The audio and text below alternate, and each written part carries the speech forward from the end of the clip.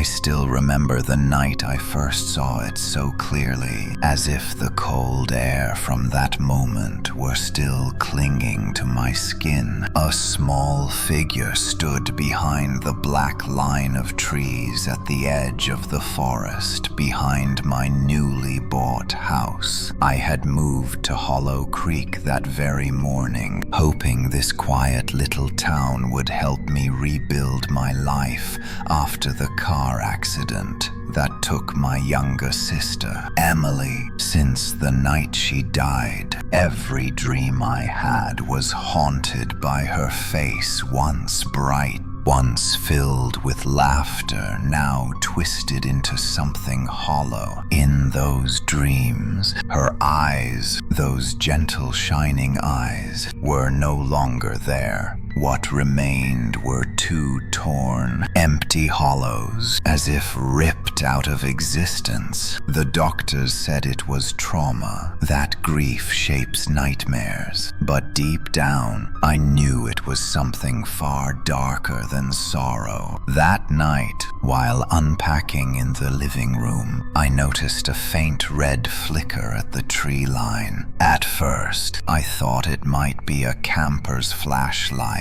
or someone walking their dog, but the light pulsed in an unnatural rhythm, slow, deliberate, almost beckoning. I pressed my forehead to the window. Outside, the forest was a wall of shadow. The trees stood like tall, black pillars, their branches blending into a single mass of darkness. The light blinked again, weak but persistent. I stepped onto the back porch, pulling my jacket tight as the wind sliced across my neck. The path toward the forest was soft and muddy, sucking at my shoes with each step.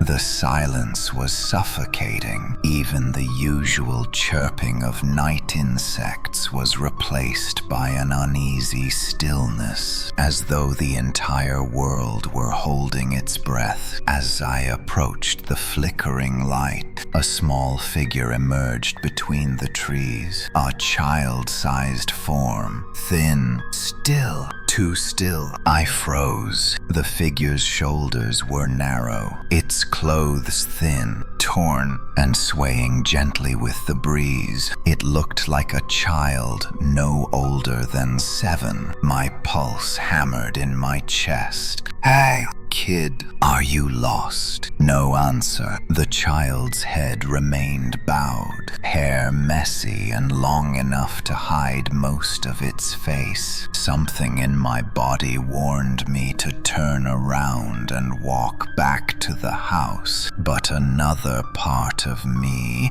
the stubborn, protective part that remembered Emily, pushed me forward. "Kid, look at me. Let me help you." Slowly, painfully slowly, the child lifted its head. The wind shifted the hair away from its face. What I saw next froze the breath in my lungs. Its skin was pale, ghostly pale, but that wasn't the horror. Where its eyes should have been were only 2 deep, black voids, not bruised, not wounded voids, hollow sockets carved into the skull, jagged around the edges, blood dried in dark flakes like old rust. Darkness pooled inside each hollow as if they weren't empty at all, but filled with something alive and watching. My legs locked in place. I couldn't even scream. The child tilted its head slightly, as though examining me despite having no eyes. The silence of the forest pressed against my ears. For a moment, the only thing I heard was my heartbeat hard,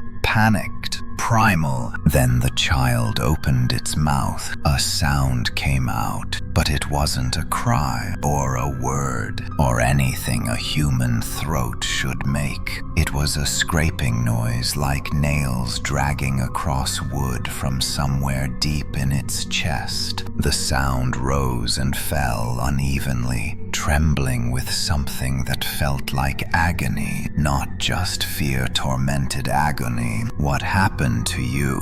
The words barely escaped my throat. The child lifted its hands to its face, small trembling fingers touching its cheeks, then moving upward toward the empty sockets. Its fingertips brushed the edges of the hollows as if searching for something that used to be there. Then, with a sudden, desperate motion, it stretched an arm toward me, reaching, but its body jerked violently. Its neck snapped to the side as if yanked by an invisible force. Its entire frame shuddered in pain, in fear, or both. A chill swept behind me. A presence, heavy, cold, wrong, as if something large was standing right at my back. I spun around, heart thrashing, but no one was there. Only the dark, only the trees. When I turned back toward the child, it was gone. No footsteps, no rustling leaves, no fading light, just empty forest. The cold wind surged past, carrying the faint smell of damp earth and something metallic. I stumbled backward, my breath catching painfully in my chest. When I finally made it back inside the house, slamming the door shut, I could still feel those hollow sockets fixed on me, seeing me without eyes. I slid down the door until I hit the floor. Shaking, the image burned into my mind. Only one question formed clearly through the haze of fear. Why did that child have no eyes? And what took them?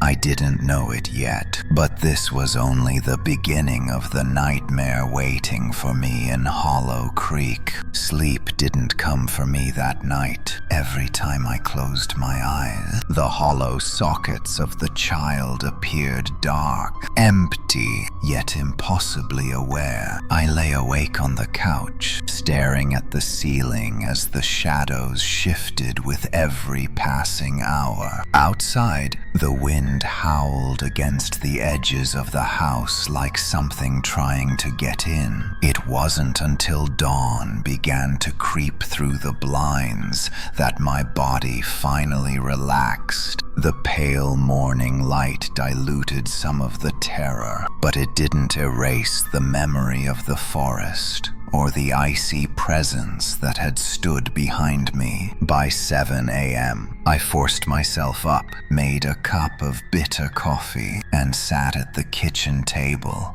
But the moment I looked out the window toward the tree line, something tightened in my chest. The forest was calm, too calm. No birds, no rustling leaves, just stillness, as if the world were waiting for something to happen. I needed answers, rational ones. I didn't believe in ghosts, demons, or cursed children. My mind kept trying to shape explanations. Maybe I hallucinated it. Maybe the stress of the move and my sister's death had pushed my imagination to its breaking point. Maybe it was a real lost child with facial injuries. That would still be horrible, but at least it would be human. I grabbed my jacket and stepped onto the porch as the cold morning dew clung to my shoes. My breath fogged the air. The path to the forest felt different in daylight, less threatening, but strangely silent. I followed the same direction where I had seen the flickering red glow. Dirt, fallen leaves, broken branches, nothing unusual until I reached the base of a large oak tree. There, half buried beneath a thin layer of dirt, was a small white fabric torn and frayed. My heart lurched. I knelt down, brushing away the dirt with shaking fingers. It was part of a child's shirt. Thin, fragile, stained with something dark near the edge. Blood! My stomach twisted. This was real. I wasn't imagining it. As I stood up, the wind swept through the branches above me, and for the first time since I moved here, I heard something inside the forest, a faint whisper so soft I thought it was a trick of the wind, a drawn-out, broken sound, almost like my name. Ethan. I spun around, eyes scanning the trees. The voice was distant, childlike, and trembling. Every muscle in my body tensed. Who's there? Silence. Then something else. Footsteps somewhere deeper inside. Soft, uneven, dragging. I hesitated. Every instinct screamed at me to run, but something deeper pulled me forward. Maybe guilt. Maybe the fixation on my sister's death. Maybe both. I stepped past the oak tree into the deeper part of the forest. The trees grew closer together here, their branches interlocking above me, blocking out chunks of sky. The deeper I walked, the colder it became. The air felt heavier, as though the forest itself resented my presence. A thin fog began to gather around my feet. Then I saw it. Not the child, something else. A wooden swing set, old and splintered, hanging unevenly from a dead tree. The ropes were frayed. One almost snapped. A faint sway moved the swing, even though the air was still. My breath caught as I noticed the carvings on the seat. Tiny scratch marks, dozens of them, as if someone with small hands had dug their nails into the wood in desperation. Hello, I called out, my voice cracking. If you can hear me, I'm here to help. The swing moved faster. Wind began to circle me, though none touched the trees around. The temperature dropped sharply. The fog thickened, rising to my knees. I stepped back, dread pooling in my chest like cold water. And then behind me, twigs snapped. I turned. A figure stood between two trees 20 feet away. Small, still, motionless. The eyeless child, its head tilted the same way as last night, as though its neck had trouble holding its weight. The empty sockets pointed directly at me. Blood had dried into new streaks down its cheeks. Its small body shuddered with each breath, or what looked like breath. I couldn't move. My mind screamed run, but my legs refused. The child raised its arm, slowly, painfully, reaching toward me again. But this time, something new happened. From the darkness of one hollow eye socket, a drop of thick black liquid fell like ink. It slid down its cheek, landing on the ground with a faint sizzle. Smoke rose where it touched the leaves, then more dripped, and more. The child opened its mouth. The scraping sound returned, louder, rawer, as if its throat was tearing apart from the effort. And beneath the scraping noise, I heard words, barely audible, broken, but real. Help me. My chest tightened so fiercely I couldn't breathe. It wasn't threatening me. It wasn't trying to harm me. It was begging for something I didn't understand. I don't know what to do, I whispered. The child's head jerked violently to the side again, as though yanked by an unseen force. Its body convulsed. It stumbled backward and collapsed on its hands and knees, and that's when I heard it. A second voice, deep, rumbling, wrong, not from the child, from somewhere else, somewhere behind the trees. A whisper, but far too heavy to belong to anything human. Not yours. The ground seemed to tremble beneath me. The fog thickened, swirling like it was alive. The child's small hands clawed at the dirt, as if trying to hold onto the ground itself. "Let it go," the deep voice snarled, echoing through the trees. My heart slammed into my ribs. No, this wasn't a hallucination. This wasn't my trauma. There was something in this forest, something old, dark, and hungry, and it wanted the child. But why? And what was it planning to do to me? Before I could move, a violent gust of wind blasted through the clearing. I shielded my eyes. When I looked again, the child was gone. The swing was still. The fog vanished. Everything returned to silence. I stood alone in the middle of the forest, shaking uncontrollably, realizing something horrifying. The child wasn't approaching me for help by accident. It had been led to me, or worse, sent to me. And whatever had whispered, "Not yours," wasn't done with either of us. I backed away slowly, every step heavy with dread. By the time I reached the edge of the forest, I could feel eyes real or not watching me from the shadows. And for the first time since Emily died, I felt the same cold sensation that surrounded her the night she took her last breath. The nightmare wasn't just beginning, it had already started long before I arrived. And now it had found me. By the time I stumbled out of the forest, my entire body felt disconnected, like my bones were vibrating inside my skin. I didn't run. I couldn't. I felt as though running would provoke something lurking behind me, something that preferred I move slowly,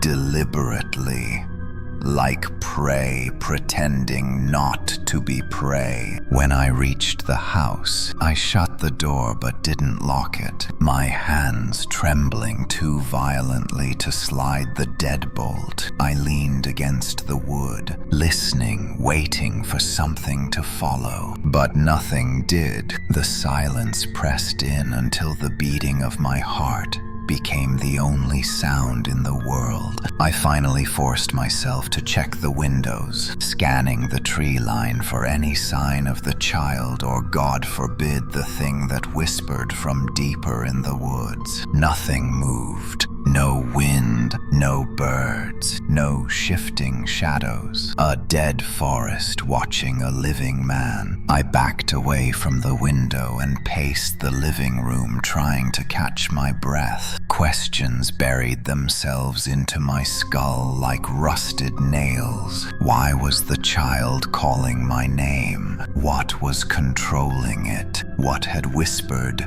"Not yours"? Why did the forest feel as though it had been waiting for me? I needed answers, and for the first time since moving here, I wondered if buying this house had been a mistake, even a trap. I walked into the hallway and paused halfway down. The air felt denser here, heavier, like a hidden current pressing against my chest. Then it hit me. The house was not silent, not completely. It was breathing, very faint, almost unnoticeable unless everything else fell silent. A slow, rhythmic shift of the floorboards, expanding and contracting like lungs filling and emptying. My skin prickled with a cold so sharp it felt metallic. "No," I whispered. "No, no, no." I crouched down, pressing my palm to the wooden floor. Nothing, no vibration, no movement, just my imagination. I told myself I was still shaken from the forest. My mind was trying to make patterns where none existed. But as I stood up, A soft creak echoed behind me. One step on the second floor, directly above my head. The air went still. I lifted my eyes to the ceiling, breath held painfully in my chest. Another creak, softer this time, like someone trying not to be heard. I swallowed hard. Hello, is someone up there? No answer, but the footsteps resumed slow, measured, pacing across the upstairs hallway. My heart hammered against my ribs. This house was empty. The real estate agent had assured me it had been vacant for 6 years. No utilities on, no squatters, no animals, nothing. The footsteps stopped. Directly above me, I forced myself to walk to the staircase, each step feeling like I was dragging my body through deep water. By the time I reached the base of the stairs, my throat was so dry I could barely breathe. The staircase loomed above me, swallowed in the dim afternoon light. I placed my foot on the first step. It creaked loudly, echoing through the air. Then the footsteps above shifted again. This time, they were running, not toward me, past me, racing across the upper floor, stopping abruptly at the far end of the hallway. A low thud followed, as though something small had fallen. My instinct screamed at me to leave the house, but there was an equal force pulling me upward. A force that whispered that the child might be connected to whatever was upstairs. I ascended the stairs slowly, gripping the railing so tightly my knuckles whitened. The hallway stretched ahead like a tunnel carved from dust and shadows. 3 doors on each side, one at the end. The fallen object lay on the floor near the far door. I approached it cautiously.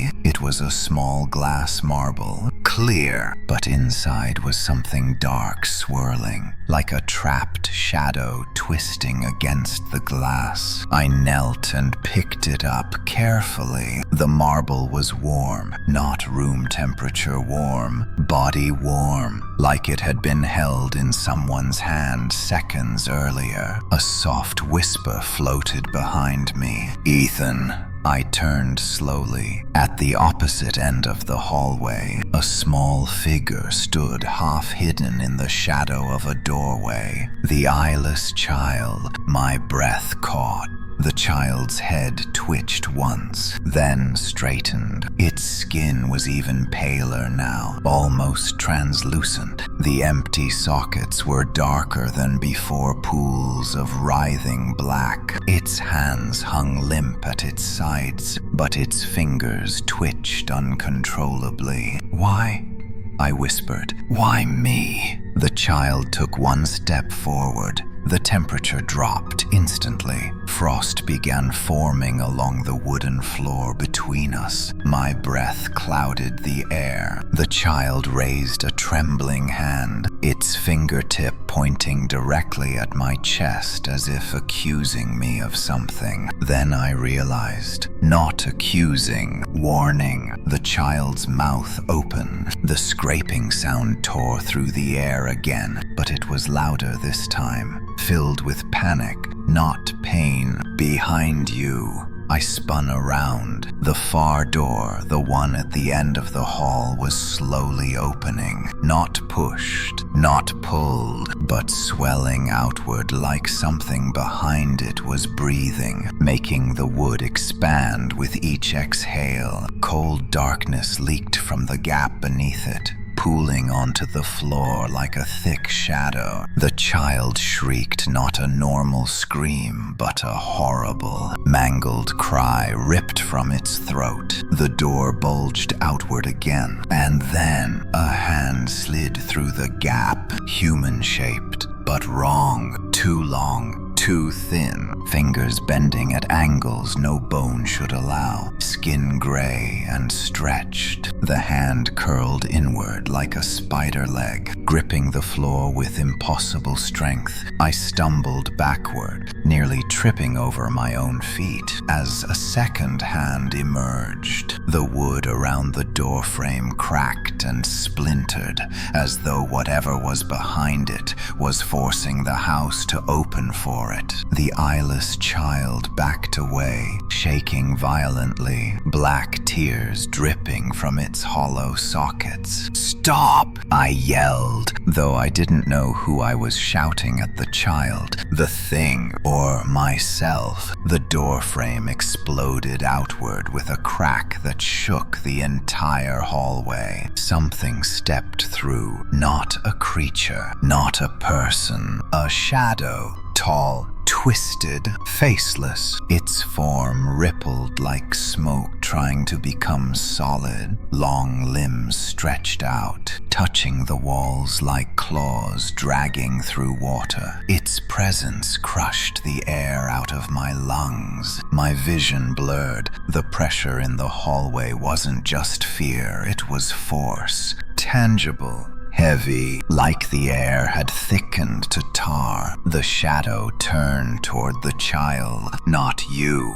The same voice from the forest, deep, gravelly, ancient. The child collapsed to its knees, shaking uncontrollably. The shadow reached toward it. "No," I shouted without thinking. The shadow paused. Its faceless head rotated toward me slowly, unnaturally, until I felt the weight of its gaze, even though it had no eyes. "Mine." The word echoed through the hallway, vibrating the floor beneath me. I stumbled backward, hitting the railing. My pulse hammered so violently I could barely hear anything else. The shadow lunged. The child screamed, and then darkness engulfed everything. When the darkness swallowed everything, I thought for a moment that I had died. There was no sound, no air, no sensation, just a crushing blackness that pressed against me from all directions, as though the world itself had collapsed inward. I couldn't breathe. I couldn't move. My thoughts scattered like broken glass. Then, slowly, like a dim light rising in a distant tunnel, something returned. Pain. My chest burned, as if someone had driven a metal rod straight through it. My lungs trembled, dragging in a ragged, icy breath. My vision blurred, then sharpened into shapes, then into reality. I was lying on the floor at the far end of the hallway. Dust rose around me with every shaky breath. My hands pressed against wooden boards that felt colder than ice. For a moment, I stared upward, trying to understand what had happened. The door that had burst open in Section 3. The shadow creature lunging. The child screaming. "Oh!" Darkness slamming into me like a tidal wave. Now the hallway was empty. The air was painfully still, thick with a tension that felt too heavy for a house to hold. The broken doorframe remained splintered and twisted, but the room beyond it, a room that should have been pitch black, now glowed with a faint, unnatural red light, pulsing slowly like a heartbeat. And then I heard it, a soft sob, a child's sob. I pushed myself upright, gripping the wall as dizziness clawed at my skull. My legs wanted to collapse beneath me, but I forced them forward, step by step, toward the open doorway. The air around the room was cold, not in the way winter air was cold, but like a refrigerator left open in a morgue, dry, suffocating, unsettling. "Hello," I whispered. "Are you there?" The sobbing stopped. Silence. I took another step. The red light inside the room flickered. The floor creaked beneath my weight. Then, as I reached the threshold, something brushed past my ankle. A small hand. I jumped back, slamming against the wall. The eyeless child crawled out from beneath a piece of broken wood, its tiny fingers dragging across the floorboards. Its breathing was shallow, frantic. Its hollow sockets were filled with a violent swirl of black shadows that moved, as though something inside was trying to claw its way out. The child reached for me again, not to harm me, but to cling to me. Its small body shook with terror. "They took you too," it rasped, the words broken and barely formed, scraped raw from its throat. My heart cracked at the sound. "Who took me?" I whispered, my voice trembling. "What happened to you?" The child opened its mouth, trying to speak, but only a choking sound came out, like someone trying to scream underwater. Its hands gripped my pant leg tightly. Then a voice vibrated through the hallway. Not a whisper, not a growl, a command. "Get away from it." The walls pulsed. Dust fell from the ceiling. A force shoved through the hallway like a sudden rush of wind that carried no air at all. The child's grip tightened painfully around my ankle, but its small body lifted off the ground, as if yanked by invisible claws. "No, stop!" I lunged forward, but something stopped me. A weight, a pressure, invisible hands pinning me to the wall with crushing force. The child floated midair, limbs trembling, back arching unnaturally as the shadow inside its empty sockets swirled violently. It reached toward me, fingers clawing desperately for help. Then the room behind it breathed. The walls expanded. The red light pulsed faster. A shape formed in the doorway. The shadow creature. But now it was no longer just a shape. The darkness around it rippled like boiling tar. Long limbs dragged across the floor as it stepped forward, its faceless head tilted toward the child. "Mine!" The voice slid into my mind like a blade. "No," I shouted. "Leave it alone." The creature's head turned toward me, not fast, not slow, but with a deliberate wrongness that made my stomach twist. "Not yours. Never yours. You should not be here." The pressure pinning me tightened until I felt something in my ribs crack. The child let out a silent scream, mouth open wide, throat straining, but no sound escaping. Its body jerked violently in the air, and then it vanished. Not in a flash, not in smoke, just gone, as if erased. I collapsed to the floor as the invisible force released me. I gasped, clutching my chest, the room spinning around me. The shadow creature stepped fully into the hallway, towering over me. Its limbs scraped along the walls, leaving long, black scorch marks. Its head lowered toward mine. I wanted to run, to scream, to look away, but I couldn't move. It reached down with one long, spidery hand and rested its fingers on my forehead. The cold that seeped into my skull was indescribable, like my thoughts were freezing, cracking apart. And then I heard something, not outside, not in the hallway, inside my mind. A memory. Emily, her laugh, her small hand in mine. The night of the accident, the last thing she said before the world shattered around us. "Ethan, don't let go." The shadow's voice twisted around the memory. "You did let go.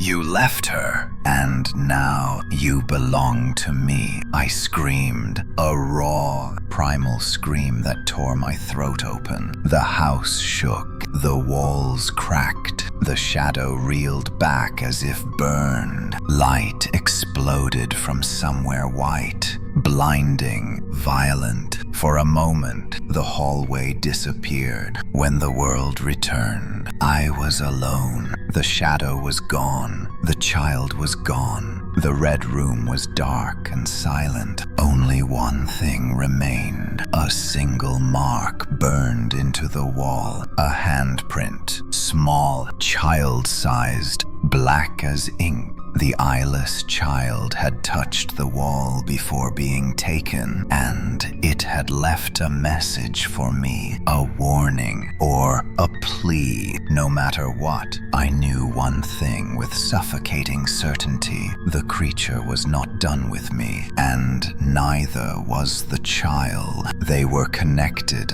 bound, and somehow I had become part of whatever nightmare chained them together. I slid down the wall, clutching my shaking hands. The house felt alive again, breathing, watching, waiting, and for the first time since this nightmare began, I wasn't sure I could make it to the end. I don't remember how long I sat there on the hallway floor. Minutes, hours, maybe longer. Time didn't behave normally in that house anymore. Every breath I took felt watched, measured, as if something unseen was counting each movement I made. The black child-sized handprint on the cracked wall seemed to pulse faintly, as though the ink within it was still alive. The air had changed to thicker, colder, heavier. I could hear the house again, not a creak,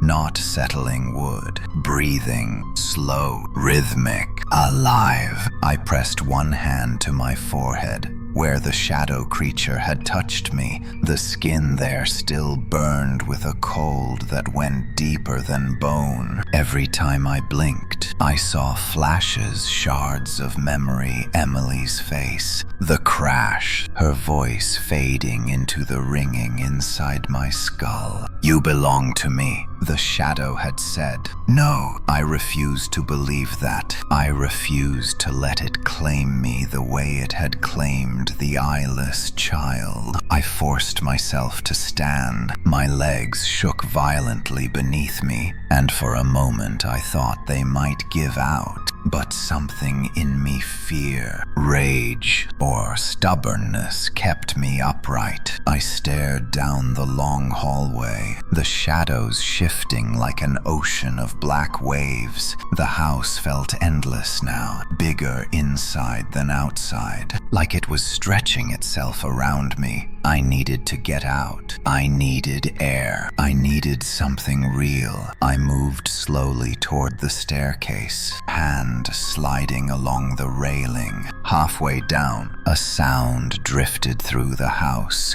a soft tapping like fingernails brushing against wood. Tap, tap, tap. It echoed faintly from the walls, then the floor, then the ceiling. Following me, my heart thudded painfully. The tapping followed me all the way to the bottom step. I stumbled into the living room, each breath sharp and ragged. My mind spun with possibilities. Should I run outside and never come back?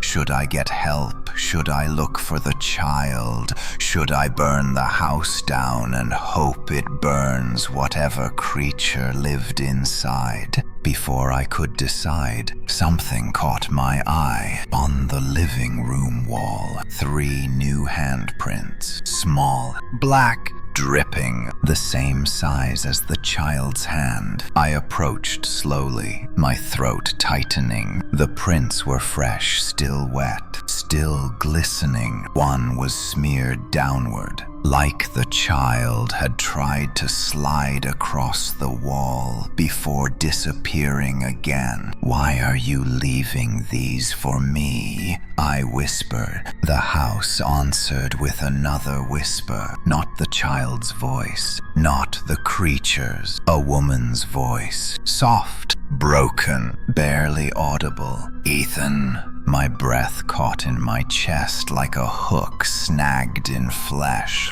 That voice. I knew that voice. "Emily," I whispered. Silence. I stared at the handprints again. One of them, larger than the others, was forming slowly, appearing on the wall as if an invisible hand was pressing into it from the other side. Not a child's hand, not the creature's. An adult hand, feminine, young, my sister's size. "No," I said, backing away. "You're not her. Don't pretend to be her." The house creaked once like a disappointed sigh. I stepped toward the front door. If I didn't get out now, I would break.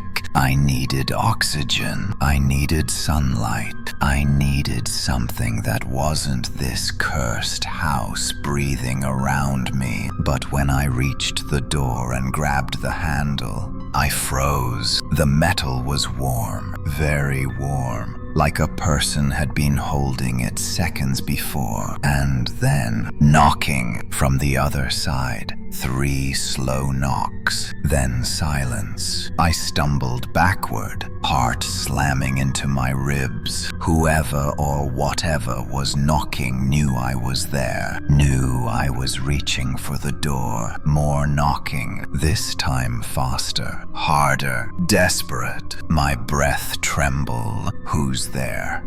I forced out. The knocking stopped. Then a single whisper slid through the crack beneath the door, like cold smoke curling along the floorboards. "Let me in." A child's voice, but not the eyeless one. Different, higher, younger. "No," I whispered. "No, no, no." The door handle started to turn, slow, deliberate, too low for an adult. I backed away until my back hit the living room couch. My pulse drummed in my ears. The handle twisted again. Then everything went silent. I stared at the door for what felt like hours. Nothing. Finally, with a shuddering breath, I stepped forward and peeked through the peephole. My blood turned to ice. A face stared back at me, pressing into the glass so close its skin flattened. A child, but not the eyeless one. This child had eyes, black, glossy, bottomless eyes that reflected nothing, not light, not me, not anything. Its skin was grayish, stretched tightly over its cheekbones. Its mouth hung slightly open, as if repeating silent words. It shouldn't be possible, but I felt it. I felt it looking straight into me. The child lifted one hand and placed it against the door, right where my head was. Behind it, the forest loomed dark and still. And then the child smiled, a slow, wrong smile that crept across its face like a crack splitting open. The lights in the house flickered. The temperature dropped so fast the windows frosted instantly. The house exhaled behind me, and a voice whispered directly into my ear. "It follows the marks. It follows you." I spun around. No one was there. When I turned back to the peephole, the child was gone. Only the empty porch remained. But when I opened the door, hands shaking, lungs tight, something lay on the welcome mat. A drawing, a A crude drawing, scribbled in shaky lines, a tall shadow creature, the eyeless child, and me, all standing in the same hallway. Underneath the drawing, written in jagged scrawls, were 3 words. "It wants you." My hand shook so violently the paper nearly slipped from my grasp. The forest rustled softly, as if something deep inside it was waking up again, and I finally understood the truth I had been avoiding since the first night. This nightmare wasn't trapped inside my house. It had already crossed the threshold, and it was following me now, with eyes, without eyes, with shadows, with marks. It didn't matter. The creature had chosen me, and nothing chooses without a reason. For a long time I just stood there on the porch, the crude drawing shaking in my hands. The inked lines seemed to move if I stared at them too long, the tall shadow stretching, the eyeless child shifting closer, my own stick figure form trapped between them like a toy chosen by 2 monsters. "It wants you." The words scraped at the back of my skull. The forest sighed in the distance, branches rubbing against each other with a dry, uneasy hiss. The house behind me exhaled with that slow, unnatural rhythm again, as if its walls were lungs pulling in my fear and breathing out something worse. I couldn't stay here, not for another minute. I grabbed my car keys from the small dish by the door, shoved the drawing into my jacket pocket, and stepped out onto the gravel driveway. Pebbles crunched beneath my shoes, each step sounding far too loud in the quiet morning air. The sky was a dull gray, heavy with clouds that pressed low over the town like a lid over a boiling pot. I got into the car and shut the door. For a moment, the normalcy of the interior, a worn steering wheel, the faint smell of old coffee, the little air freshener hanging from the mirror felt like a lifeline. I took a deep breath, turned the key, and listened as the engine shuddered to life. Then I saw it, on the inside of my windshield, right above the dashboard, smeared in something dark and sticky, was another handprint. Small, black, fingers spread wide, as if a child had pressed its hand there while watching me sleep. I recoiled, the seatbelt digging into my shoulder. For a second I considered wiping it away, pretending it was never there. Instead, I forced myself to stare at it, to memorize it, to accept that denial wasn't going to save me. It follows the marks. The whisper from the empty room slithered back into my thoughts. I put the car into gear and pulled away from the house, gravel spitting out behind the tires. The forest loomed on either side of the narrow road, trees bending inwards as if leaning close to listen. I didn't look into the rearview mirror. I didn't want to see if anyone or anything was watching the car leave. Hollow Creek in daylight looked almost normal. That was the worst part. It was the kind of small town people drove through on their way to somewhere more important. A gas station, a diner, a hardware store, a church with peeling white paint and a leaning steeple. A couple of kids rode their bikes along the sidewalk. An old man swept the front step of a thrift store, pretending not to notice the way my car slowed as I passed. Pretending. The word stuck with me. I parked in front of the only diner on Main Street, a squat building with faded red letters that read, Mary's Place. A neon open sign hummed weakly in the window, flickering like it was struggling to stay alive. I killed the engine and sat there for a moment, staring at my reflection in the glass. My eyes looked wrong. Not black, not empty, just haunted, like something else was standing behind my gaze, waiting for its turn to look out. Inside,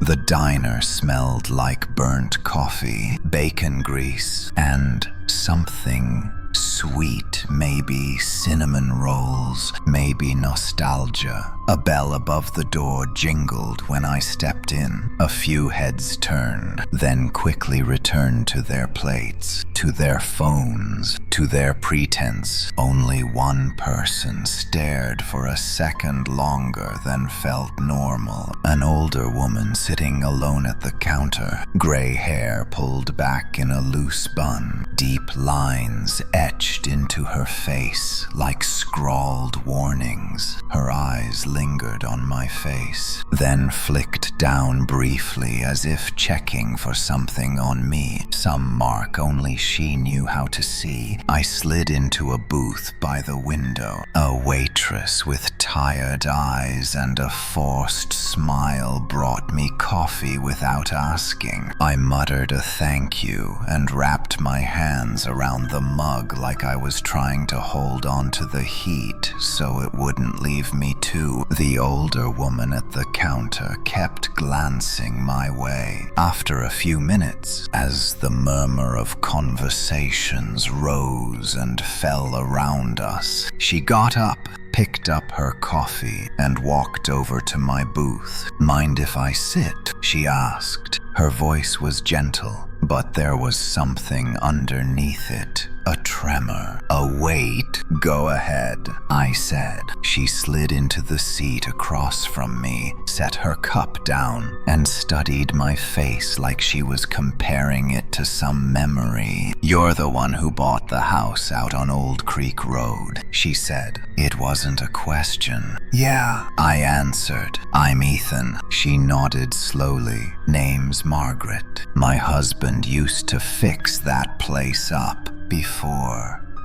She trailed off, her gaze drifting to the window, to the gray sky just beyond the glass. "Before what?" I asked. Her eyes snapped back to mine, before it decided it wanted someone else. My skin crawled. "I'm not sure what you mean," I replied, though the lie tasted bitter on my tongue. She sighed, fingers tightening around her coffee cup until the knuckles blanched. "You can lie to yourself if you want, but don't lie to me, son. Not if you want to live long enough to regret buying that place." Silence settled between us, more solid than the table. "There's something in the house," I admitted quietly, "and in the forest behind it. A shadow, a creature, a child without eyes, and another one with black eyes, and these handprints that keep showing up wherever I go." Margaret closed her eyes for a brief moment, as if confirming something she had always suspected. "You've seen her," she whispered. "The eyeless child?" I asked. She nodded. "We called her Lily. That wasn't her real name,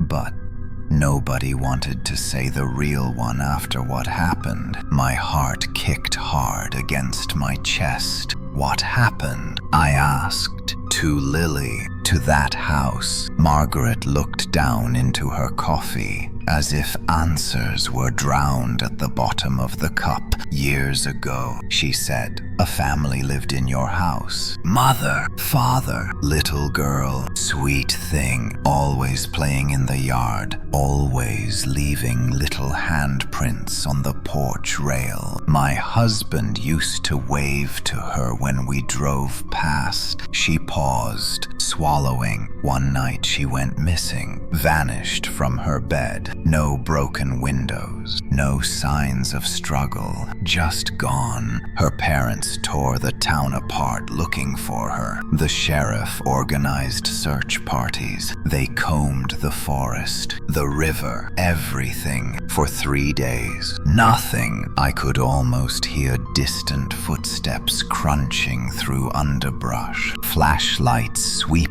across dark trees. On the 4th day, Margaret continued. They found her shoe at the edge of the forest. Just one, like it had been placed there, like something wanted them to know exactly where she'd been taken. The diner suddenly felt too warm, too small. They followed a trail of small black marks. She said, not blood, not dirt, something else. They led to that old house at the end of the road. Your house, only it was empty back then. Supposed to be. Anyway, my fingers dug into the edge of the table. Did they find her? I asked. Margaret met my eyes. They found what was left of her, she said, voice barely above a whisper. On the 2nd floor, in the room at the end of the hall, sitting on the floor, back against the wall. No struggle, no scream, no signs anyone had broken in. She paused, jaw tightening. Her eyes were gone.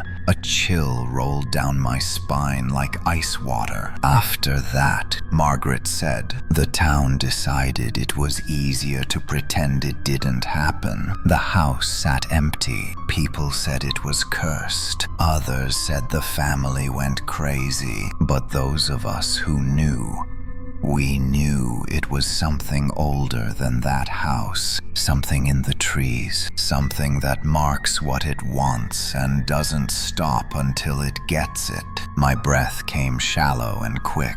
What about the shadow? I asked. The voice. It said I belonged to it. It said the child wasn't mine. Margaret's expression shifted, fear settling into every wrinkle. We call it the hollow man, she said, not because it's empty, but because it hollows things out. Children, places, people. It takes what you can't hold on to. Your fear, your guilt, your grief. It feeds on all the places where you look away. Once it chooses you. She shook her head. The marks start showing up. On walls, on glass, on skin. My hand flew to my forehead where the creature had touched me. Can it be stopped? I asked, though I already suspected the answer. Margaret didn't speak for a long time. Outside, a gust of wind rattled the diner's window. For a moment, I thought I saw a small handprint smear across the glass, only to vanish when I blinked. Finally, she said, some say the only way to break its hold is to give it what it wants. Others say the only way is to take back what it's stolen. But I've never seen anyone succeed at either. The child, I said, voice shaking. Lily, she's not trying to hurt me. She's trying to warn me, to reach me before it does. Margaret nodded slowly. The ones it takes don't always disappear completely. Sometimes they're stuck between not alive, not gone, just used. Used like tools, like bait. I reached into my pocket and pulled out the drawing from the doorstep. When I unfolded it, Margaret flinched. That's its mark, she said. You! The child, the hollow man, all tied together now, and it won't stop until the picture is complete.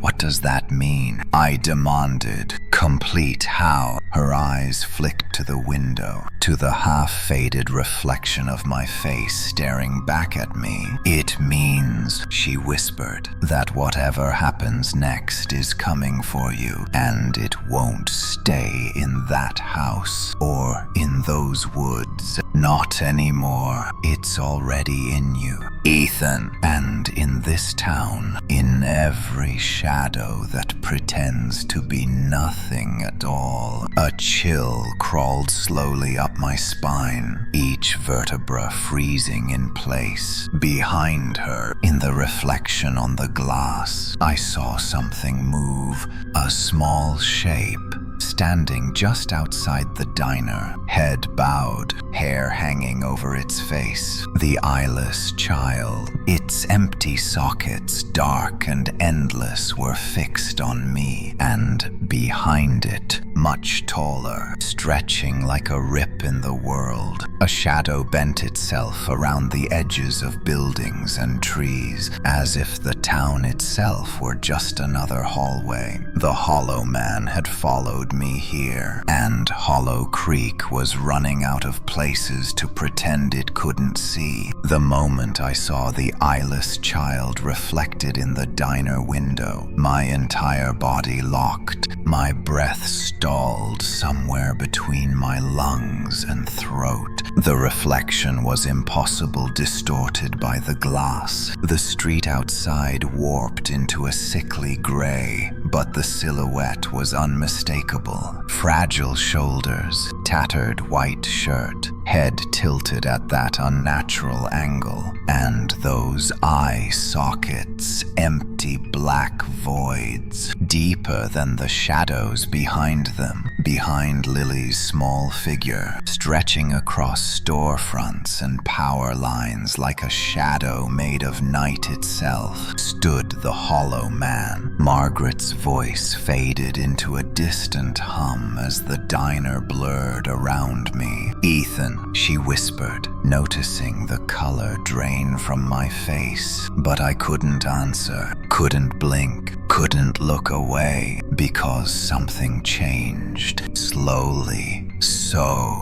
slowly, it made my skin crawl.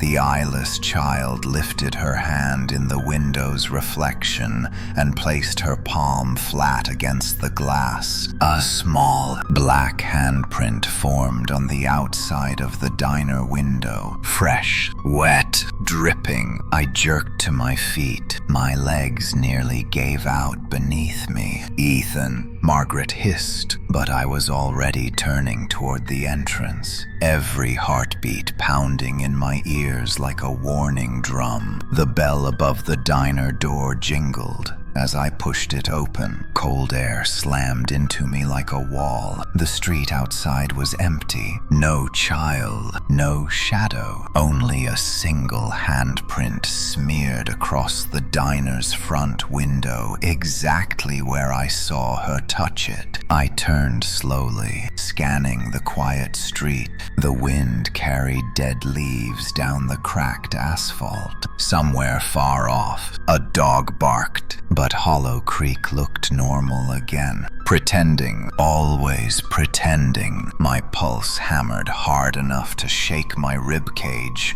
"Don't stand out there." Margaret's voice snapped from behind me. "If it followed you here, it's not done." I turned back toward her, fear twisting in my gut. "You said the Hollow Man marks what it wants." I said, "What does it want with me? Why me? Why now?" Margaret stepped outside reluctantly, her eyes flicking nervously toward the edge of town where the forest began. "It doesn't choose at random," she said quietly. "It chooses the broken ones." The words hit me like a blow. My grief, my guilt, Emily's death. "You think I'm broken?" I whispered. "I think," Margaret said, voice softening, "that something in you is still holding on to a night you never forgave yourself for, and it smells that wound like blood." I swallowed hard before I could speak.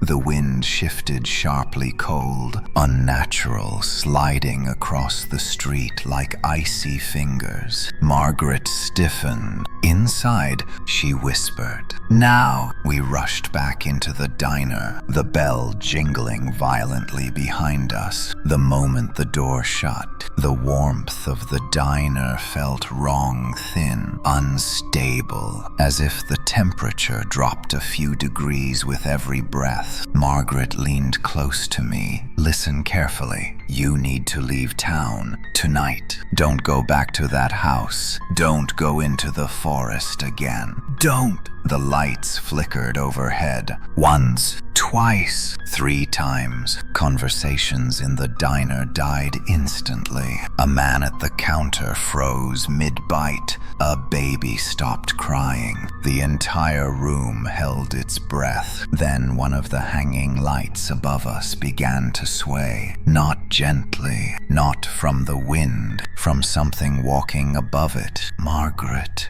I whispered, her hand clamped around my wrist. Don't look at it. But the ceiling creaked again, loud, heavy, like something with long limbs crawling across it. Dust rained down. People backed against the walls, whispering prayers, curses, anything that tasted like survival. Then, tap! The sound was unmistakable. A small tap, like fingers, tiny fingers. Right above me, I looked up. I couldn't stop myself. A single crack formed across the ceiling, thin at first, then widening like a mouth opening. A small, pale fingertip poked through, then another, then 5. The eyeless child's hand pressed against the ceiling from the other side, leaving black smears in its wake. Someone screamed. The ceiling bulged downward as if her entire body were pressing against it, trying to break through, trying to reach me. Margaret grabbed my shoulders. You need to run, Ethan. But I shook my head. She's trying to warn me. She's been trying this whole time. No. Margaret's voice cracked sharply. She's trapped. She's being used. Anything she shows you is what the hollow man wants you to see. Before I could answer, the ceiling stopped bulging. The fingers slid back into the darkness. For a moment, silence strangled the diner. Then, bang! The front window shattered inward. I dropped to the floor as glass exploded across the room. Screams echoed off tile and metal. The world blurred into chaos. I shielded my head as shards rained down. When the crashing stopped and I looked up, a new handprint marked the diner floor. Small, black, fresh. But this one was different. It wasn't smeared like the others. It pointed directly at me. My breath stuttered. What does it mean? I whispered. Margaret's eyes filled with dread. It means it has chosen its next place, its next step. What step? I demanded. Margaret swallowed, voice trembling. It's telling you where to go. I stared at the handprint. Go where? I whispered. Behind us. The front door creaked open on its own. A gust of cold wind blew through, scattering napkins and broken glass. Outside, at the far end of the street where the town ended and the woods began, something moved. A small silhouette, still waiting. Lily, and behind her, something massive shifted between the trees, taller than the houses, darker than night itself. The hollow man. Margaret grabbed my arm, shaking her head violently. Ethan, don't! If you go out there, you won't come back. My pulse throbbed in my skull. I saw her reach for me. I said, she's trying to tell me something, trying to show me something before he stops her. Margaret's eyes softened with a pity so sharp it almost almost hurt to see. "There's a difference," she whispered, "between reaching for help and reaching for a hand to drag you under." I looked at the shattered window, at the small handprint on the floor, at the open door, at the forest. The world narrowed to a single, suffocating truth. I couldn't run forever. The Hollow Man wasn't following me anymore. It was leading me, and Lily was the only one caught in between us, warning me, guiding me, or being used to pull me closer. Maybe all three. My legs moved before my fear could stop them. "Ethan," Margaret cried, "stop!" But I stepped through the broken doorway into the cold gray air, following the path of handprints that would lead me deeper into the nightmare Hollow Creek had lived with for years, and now a nightmare that had chosen me. The cold outside felt different now, sharper, heavier, almost metallic. It clung to my skin like the breath of something standing too close. Behind me, voices spilled from the diner shouts, someone calling my name, Margaret begging me to stop. But all of it grew faint as I stepped further into the empty street. My eyes locked on the small silhouette at the edge of town. Lily. She didn't move, didn't bling, didn't breathe, just waited. The Hollow Man loomed behind her, a shifting mass of darkness that stretched unnaturally across the treetops. His shape wasn't fixed, one moment tall and thin, the next wide and sprawling like a shadow spreading across the ground. Every time I blinked, he seemed closer, as if distance meant nothing to him. But Lily was the only thing keeping me from collapsing under the weight of fear. She'd reached for me, warned me, marked the walls, left signs. Maybe she wasn't guiding me into a trap. Maybe she was guiding me through one. The wind hissed through the telephone wires overhead. Dead leaves scraped across the street like thousands of whispering voices. My heartbeat filled my skull, each beat a painful echo of survival instinct, screaming at me to turn back. But I kept walking, one step after another, until the pavement ended, until the grass met dirt, until the trees swallowed the last bit of light from the town behind me. The entrance to the forest loomed like a mouth opening into darkness. Lily turned and walked in. My breath hitched. She moved oddly stiff, small jerks, head tilting as if listening to something I couldn't hear, and her feet didn't quite touch the ground. They hovered an inch above the forest floor, drifting through leaves and soil that never disturbed beneath her. But she wasn't the only one moving. Behind the trees, I heard it, the sound of something shifting through the forest.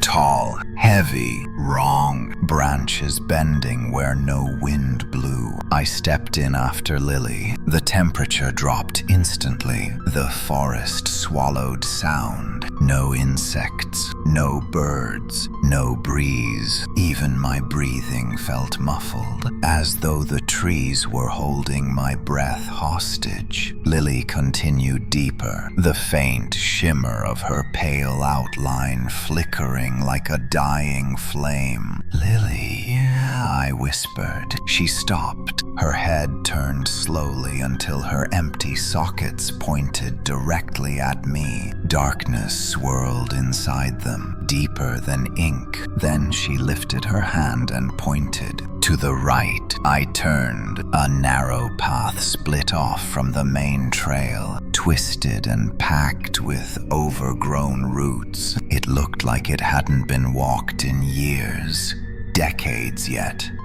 Fresh black handprints dotted the trees along it, small ones. Hers! I swallowed, my throat tight. Are you showing me the way? I asked softly. No answer, but Lily turned and continued down the hidden path, gliding deeper into the woods. I followed. The deeper we went, the more the forest changed. The trees bent inward. Branches twisted in shapes that resembled reaching hands. Thick veils of mist slithered around the trunks. Every few feet, I spotted something half buried in the soil. A child's shoe, a broken toy, a piece of torn fabric, a marble swirling with black shadow inside. All left here, all abandoned, all wrong. My chest tightened. How many children had the Hollow Man taken? How many families had pretended nothing happened? How many nightmares had this forest swallowed without a sound? The path narrowed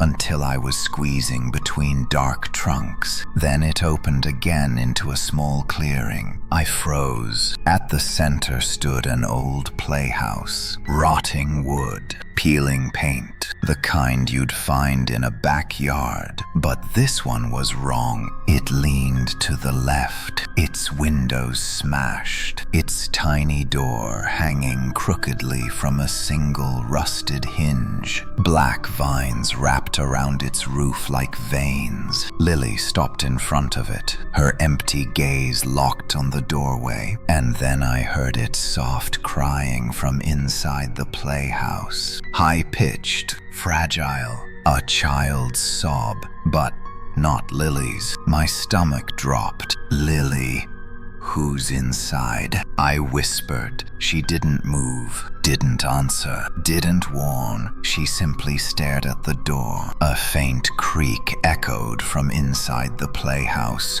The crying grew louder. Jagged breaths of a child terrified and choking on fear, against every instinct, screaming to run. I stepped forward. The closer I got, the more the playhouse seemed to grow, stretching taller, wider, its shadow darkening the leaves around it. I crouched, peering inside. Shock punched the air from my lungs. Inside the playhouse sat a boy no older than 5 with dirt-smudged cheeks and a small backpack slung over one shoulder. His eyes were bloodshot, but intact, human. Terrified, he looked at me and choked out a trembling whisper. "Help me, please." My heart seized. A living child, a real child. "How long have you been here?" I asked gently. He shook his head, tears streaking his face. The tall man,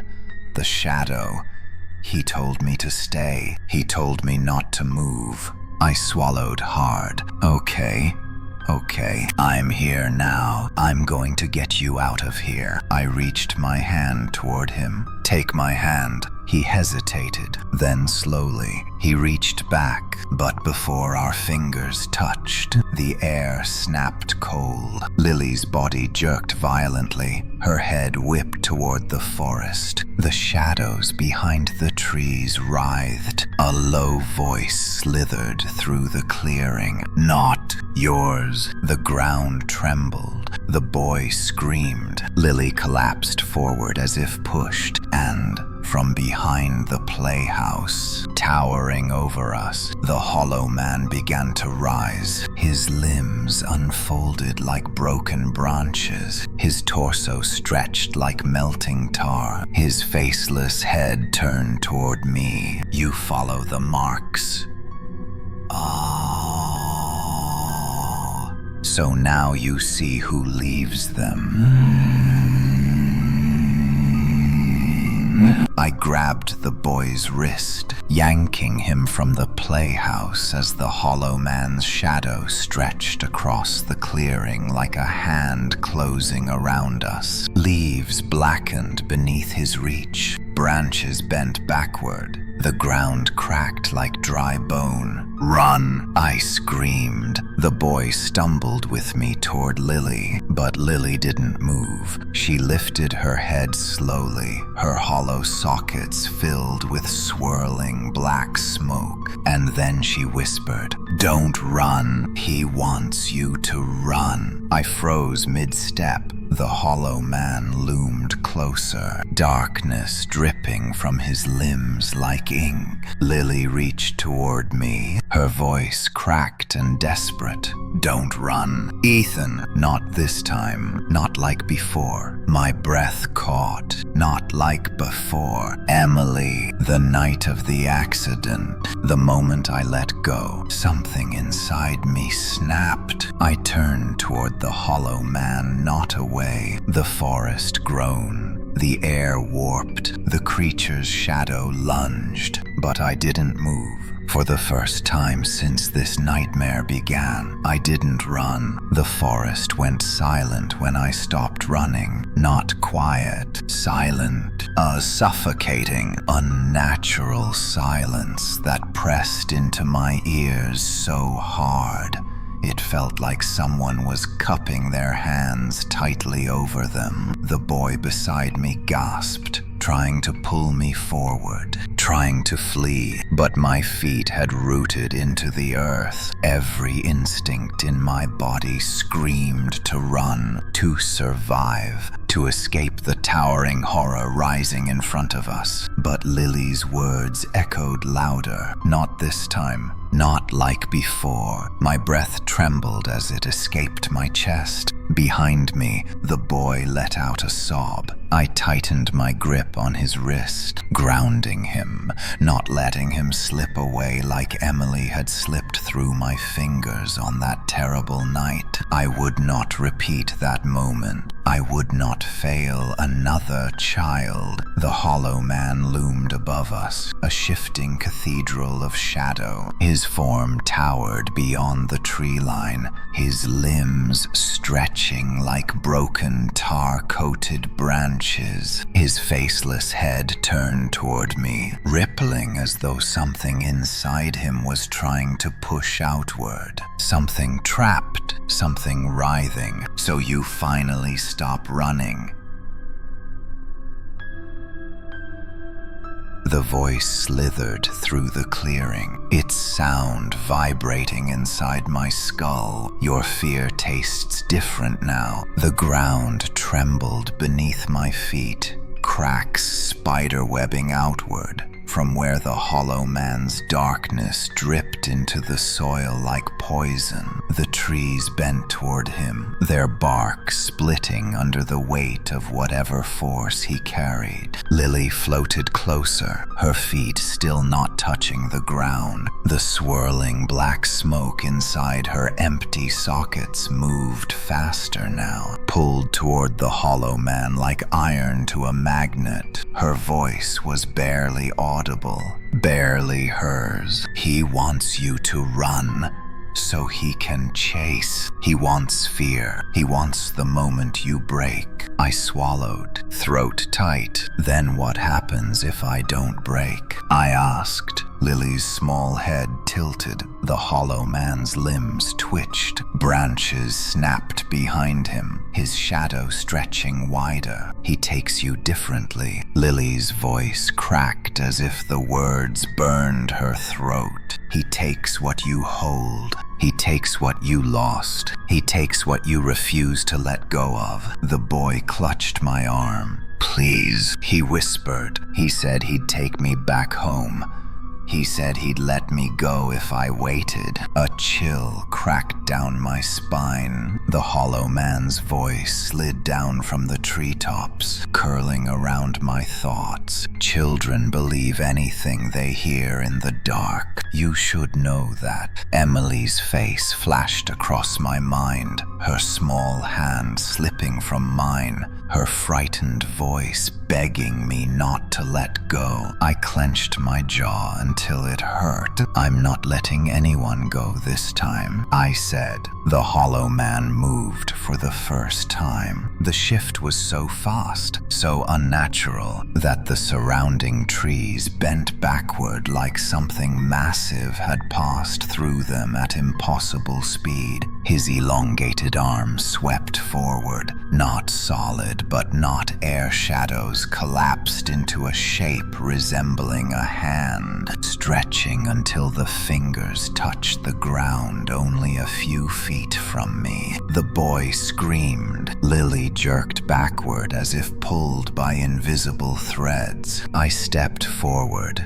not away, toward the hollow man. His faceless head snapped downward, hovering inches above mine. A cold wind spiraled around us, lifting dead leaves into the air. The darkness in his shape churned like boiling tar. His voice sank into my chest like a hook. You think standing still saves you. You think not breaking makes you strong, but it only makes you tender, ripe. His hand, if it could be called that, rose until its shadow hovered over my heart. A painful pressure gripped my chest, squeezing my ribs inward. I gasped, stumbling. The boy tried to pull me away, but I held firm barely. Lily drifted forward, the darkness in her sockets leaking like smoke. Ethan, he wants what broke you. He wants your grief. He wants your memory. He wants the last thing you still hold. The hollow man's hand tightened its grip. My knees nearly buckled. Give it to me, the voice hissed. Give me the night you hold like a wound. Give me the girl you couldn't save. Let me hollow you out. Emily's voice rang in my ears. Don't let go. Ethan, I squeezed my eyes shut. No, I whispered. You don't get her. The forest shook violently. The hollow man's form rippled as if struck by an unseen force. Lily cried out, her small voice fractured. He can't take what you choose to keep. Unless you choose to run, unless you choose to give up, unless you choose to break. The hollow man's shadow surged upward like a wave about to crash. The boy shrieked in terror. My entire body trembled under the weight of the creature's presence. My bones felt hollow, my mind stretched thin, my heart thundering in my chest as though trying to escape. But I didn't move. For the first time since Emily's death, I chose not to run from pain. I let it hit me. A blast of darkness struck my body cold, merciless, ancient. It wrapped around me, squeezing tight, pulling memories from deep inside my skull. I saw Emily's face.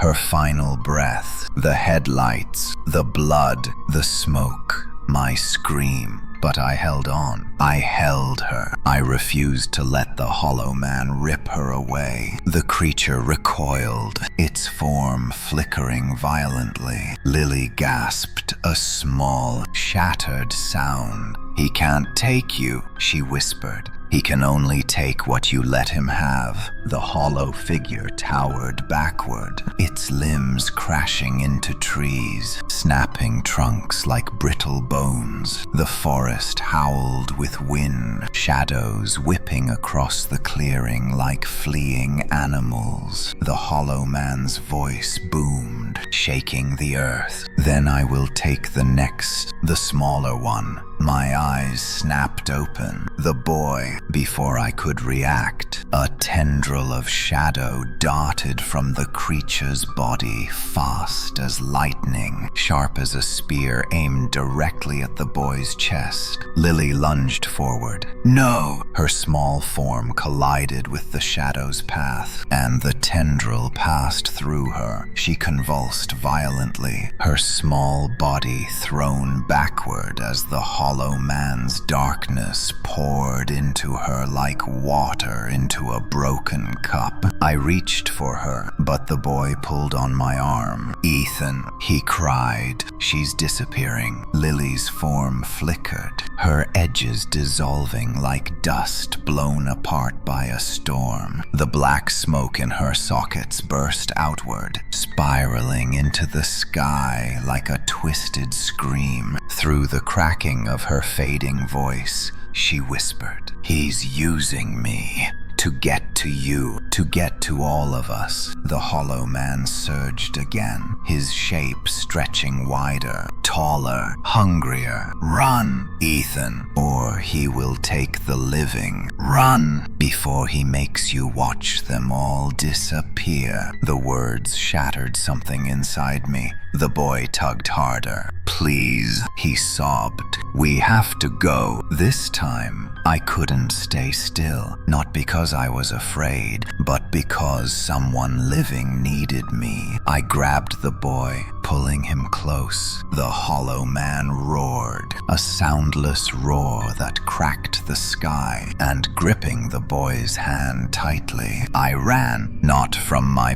past, not from fear, but toward the living child still at my side. And somewhere behind us, Lily's fading whisper chased the wind. "Don't let go this time. Please, don't let go." Branches whipped against my arms and face as I sprinted through the forest, gripping the boy's hand so tightly my knuckles blanched. His breaths came in short, panicked bursts. Mine weren't any better. The hollow man's roar, silent but deafening, rippled through the trees behind us, bending trunks and rattling the earth like an earthquake. Leaves exploded upward as we ran. The air vibrated. Shadows twisted violently on the ground as if they, too, were trying to escape the thing charging after us. "Don't stop," I gasped. I can't."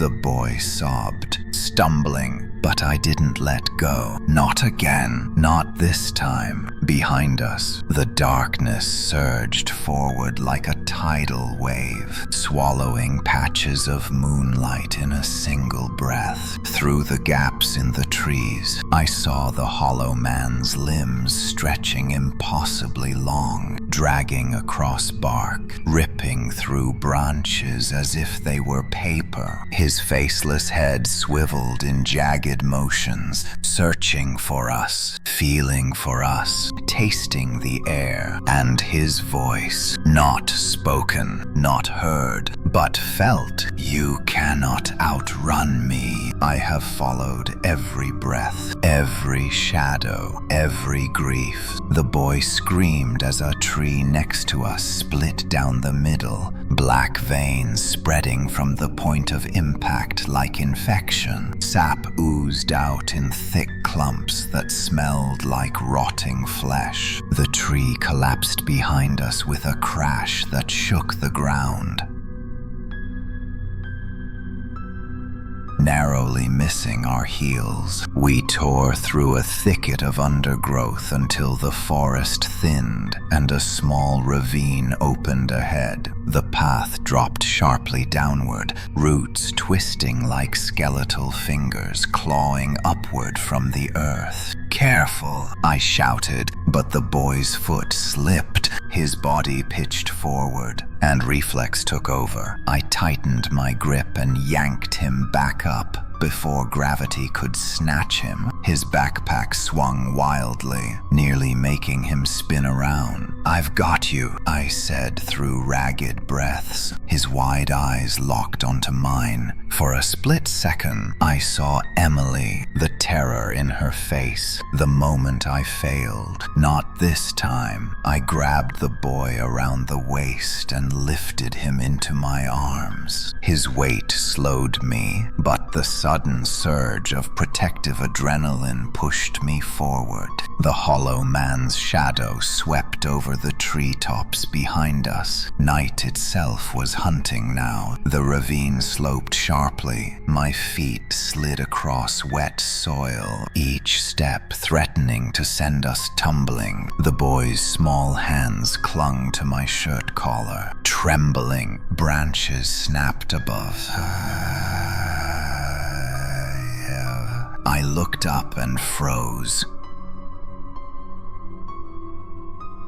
A shape was crawling along the underside of a massive tree branch, clinging upside down like a spider. For a moment, I thought it was the hollow man, but no, this one was smaller, faster, wrong in a different way. Its limbs bent in too many directions. Its fingers clutched the bark, digging in. Its head snapped toward us. A wide, stretched smile carved across its face. Its eyes, God, its eyes were two black, trembling voids, swirling like lilies had. "What is that?" the boy screamed. I didn't answer. It dropped from the branch, landed on all fours, and began to crawl toward us with unnatural jerks, its bones cracking loudly with each movement. A servant, a hunter, a thing made from whatever was left of others the hollow man had taken. It scuttled across the ravine floor, its limbs dislocating and popping back into place as it moved. Its long fingers scraped across stones, leaving streaks of black filth behind. I stumbled backward, nearly falling. The creature lunged. With one desperate swing, I grabbed a thick branch from the ground and slammed it into the creature's skull. The branch cracked, not its skull. The creature shrieked a high-pitched, metallic scream and recoiled just enough for me to bolt past it with the boy in my arms. We scrambled up the ridge on the other side, but the creature was fast. Too fast. It climbed the slope like a spider, limbs bending backward, gripping dirt and stone with impossible strength. "Don't look back," I shouted. The boy buried his face into my shoulder. The forest shifted again. Trees bent away from the hollow man as he approached. The entire woodland reacting like prey fleeing a predator too ancient to fight. Ahead, light, not sunlight, not fire, a faint lantern glow. A structure emerged between the trees, an old cabin, leaning to one side, half rotten but still standing. Light flickered from inside. A sign with faded letters hung crookedly over the door. "The warden's cabin." I had no idea what that meant, but light was better than darkness. We ran. The creature screeched behind us, closing the distance with every heartbeat. I could hear bones snapping and reforming as it scrambled faster and faster. 5 more steps. 3. I slammed my shoulder into the cabin door. It burst open. We tumbled inside, crashing hard onto the wooden floor. The boy sobbed into my chest. The creature reached the doorway, but before it crossed the threshold, a sharp, burning sound pierced the air. The creature shrieked, its limbs flailing wildly as if struck by something unseen. Its skin sizzled and smoked. It scrambled back, black flesh blistering where it had crossed an invisible line. It took one final, furious swipe at me, but its claws hit some kind of barrier, sparks bursting outward. Then it fled into the forest. Screaming, I stared. panting, holding the boy close as he trembled in my arms. Then a voice, human, broke the silence behind me. "You shouldn't be here," the voice said. I turned sharply. A man stood in the corner of the cabin, holding an old oil lantern. His face was weathered, lined with scars. His clothes were dirty, torn, worn from years of living outside civilization, but his eyes were sharp, alive. Who are you?" I stammered. The man stepped forward. "Name's Cole," he said, "but around here, they used to call me something else." "What?" I asked. He raised the lantern, casting a harsh light across his face. "The Warden." My breath froze. "Warden of what?" I asked. His gaze darkened. "Of the paths," he said. "Of the marks. Of the ones who were taken, and of the ones who try to run." My chest tightened. The boy clung to me tighter. Cole's eyes dropped to the child in my arms. "You shouldn't have brought him here," he whispered. "I didn't have a choice." Cole shook his head. "You always have a choice." He lowered his lantern. "But now the Hollow Man knows you found me. He won't stop, and neither will his hunters." I swallowed hard. "What do I do?" I asked. "How do I stop him? How do I save her? How do I save them?" Cole's expression shifted, pity mixed with something like fear. "You can't save Lily," he said quietly. "She's been his too long." My heart cracked. "But the living," Cole continued, nodding toward the boy. You might have a chance." "Might." The word hit like a punch. "What do I have to do?" I whispered. Cole stared past me, toward the forest where shadows twisted like serpents. "You'll have to go where he sleeps," he said. "You'll have to step into the hollow, and once you do, he'll know everything you're afraid of." My pulse pounded. "Emily, Lily, the boy." Cole leaned closer, his voice low and grim. "If you go in there, Ethan, you better make damn sure you don't let go this time." Lightning cracked outside, illuminating the twisted trees. The Hollow Man was searching, and he was coming. Cole lowered the lantern onto a small wooden table, and the dim flame inside flickered wildly, as if the air itself trembled at his presence. The boy clung to my arm, shaking violently, his eyes darting around the cabin, as though expecting the shadows to peel off the walls and crawl toward him. Cole motioned for us to sit. I didn't trust him, not fully, but I trusted the fact that the creature outside couldn't cross the threshold of this place. That was enough for now. I eased the boy down onto a crude wooden bench. His breath came in sharp, trembling gasps. I brushed dirt from his cheek and whispered, "You're safe. Just breathe."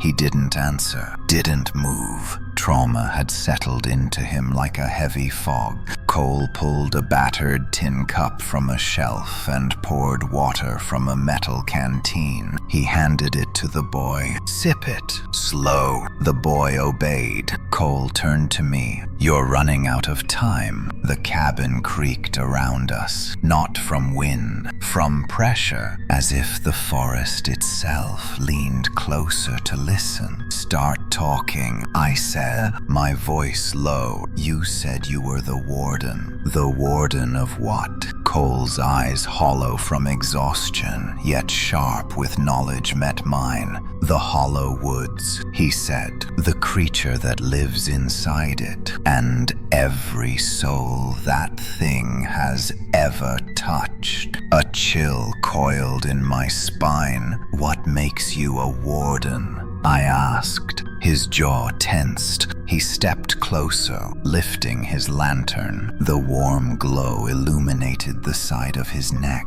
Something was etched into his skin, a black mark, dark, twisting, shaped like a handprint, but not a child's. A much larger one. It marked you, I whispered. Cole exhaled sharply. Years ago, long before you ever stepped foot in Hollow Creek. I stared at him. The mark looked burnt into him, as if the Hollow Man had once pressed its hand there and left a permanent scar. What did it want from you? Cole set the lantern back down, the flame trembling as though afraid of the story he was about to tell. It wanted my daughter. The room froze. My little girl, Anna. His voice cracked slightly. She disappeared into the woods one night, just like Lily, just like others. The town pretended it was an accident, pretended she wandered off, pretended she fell in the river. He shook his head slowly, but I knew. I felt it. Something inside the trees was calling her name. Cold dread sank deeper into my gut. I went into the woods. Cole continued. I followed the marks, the handprints, the whispers, and when I reached the hollow, the place where that thing sleeps, it showed me what it had done to her. His eyes darkened into something raw and broken. She wasn't gone. She wasn't alive. She wasn't dead. He swallowed the tremor in his voice. She was like Lily is now. My heart ached. Is Lily Anna? I whispered. Cole shook his head. No, different child, different year, same fate. I felt the boy at my side flinch. So what did you do? I asked. Cole looked at me with a 1,000-yard stare. I offered myself, my life, my soul in exchange for hers. My breath stopped, but the Hollow Man doesn't bargain. He continued. He doesn't trade. He takes. And when he realized I wasn't going to run, he marked me. I stared at the burnt handprint on his neck and made you his warden. Cole nodded once. Guardian, prisoner, caretaker, witness. Call it what you want. My job became keeping the living out of the woods and keeping those he's taken from escaping. Escaping. The word twisted my stomach. Cole leaned closer. The Hollow Man doesn't kill people. His voice dropped to a tremor. He hollows them, turns them into echoes, into shadows, into things that hunt for him, like the one that chased you earlier. My skin crawled. That creature used to be someone. His name was Michael. Cole whispered. Went missing 12 years ago. A lump formed in my throat. But Lily, she isn't like that. I said. She tries to help me. She warned me.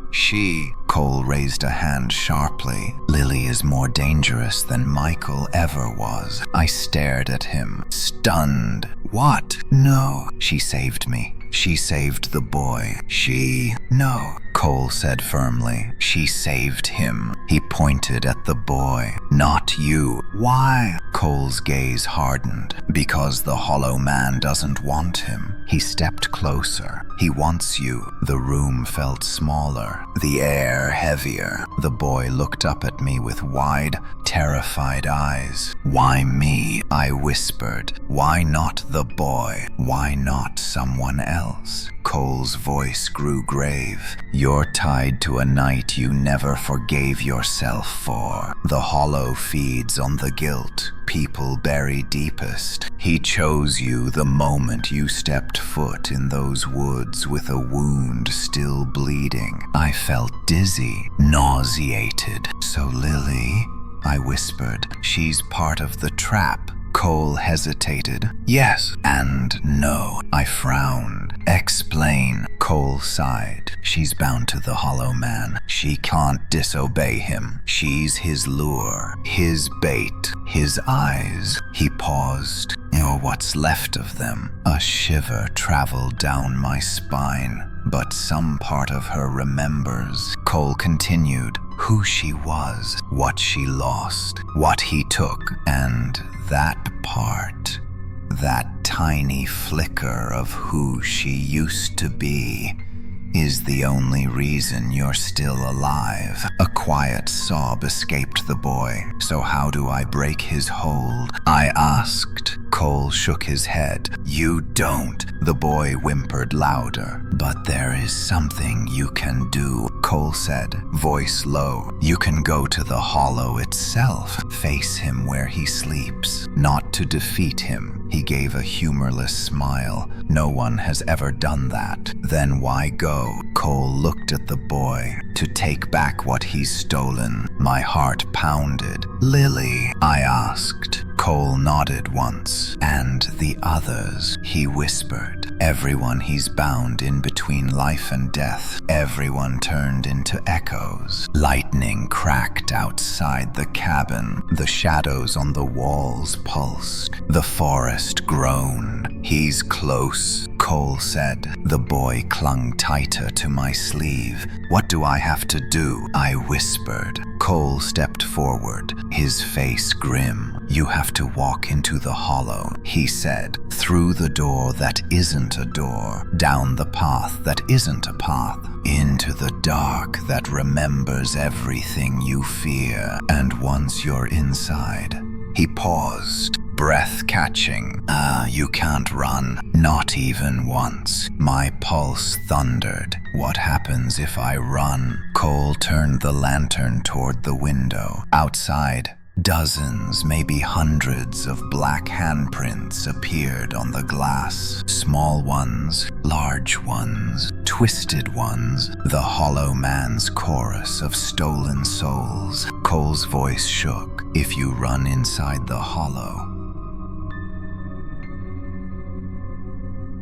you become one of them. The boy buried his face in my chest, and the shadows outside began to move. The walls of the cabin groaned as if the forest itself were pressing inward. The black handprints on the windows multiplied, layered, overlapping, trembling like hundreds of small shadows desperately trying to push their way inside. The boy clung to my sleeve, shaking violently. Cole stood near the door, lantern raised, his jaw locked tight. He's testing the boundary, Cole murmured, seeing how far he can push before stepping inside himself. I swallowed hard, staring at the window. Some of the prints were tiny, no larger than a toddler's hand. Others were long, twisted, the fingers unnaturally stretched as if melted into their shape.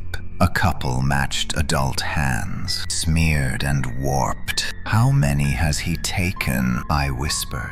Cole didn't answer. The silence told me enough. The lantern's glow flickered, shrinking until the flame was barely a spark. The boy whimpered and climbed into my lap, burying his face against my chest. It's okay, I whispered, though the words tasted like lies. I'm right here. Cole turned toward me. If you're going into the hollow, you must understand something. What? You can't trust anything you see in there. Not the trees, not the shadows, not the voices, and definitely not whatever looks like someone you lost. My chest tightened. You mean Emily? Cole nodded solemnly. He knows what breaks you. He'll use her face, her voice. He'll show you the moment you regret most. The cabin's walls shuddered. The handprints on the glass crawled upward, merging, forming shapes,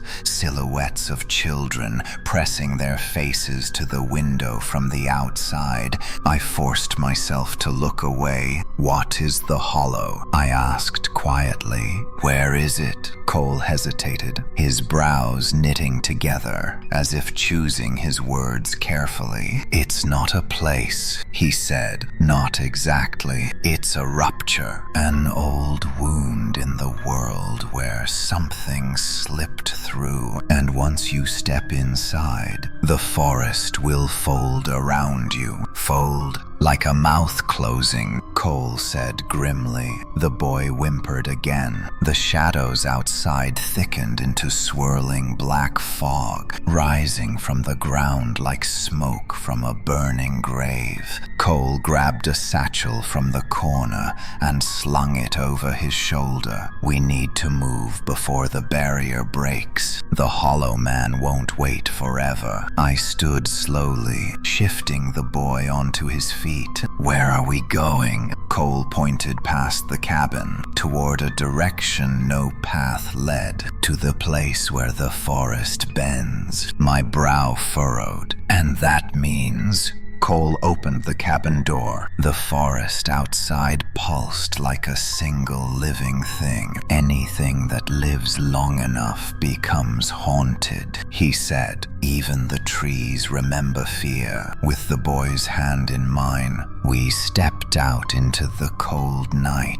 The moment my foot touched the soil, something whispered under the ground. A ripple of air moved across the forest floor, brushing against my skin like a cold fingertip. Cole walked ahead, lantern raised. Don't fall behind, he warned. If the shadows swallow you before we reach the bend, I won't be able to pull you back. The boy tightened his grip. We moved quickly, weaving through the trees. Branches reached inward like hands trying to brush against my clothing. The fog grew denser with each step, swirling around our feet, rising higher. The forest seemed to breathe with us. In, out, in, out. It didn't feel like we were walking deeper into the woods. It felt like the woods were reshaping themselves around us, pulling us inward, funneling us toward a place that wasn't supposed to exist. How do you know where we're going? I asked. Cole didn't turn, because I've walked this path 1,000 times and survived.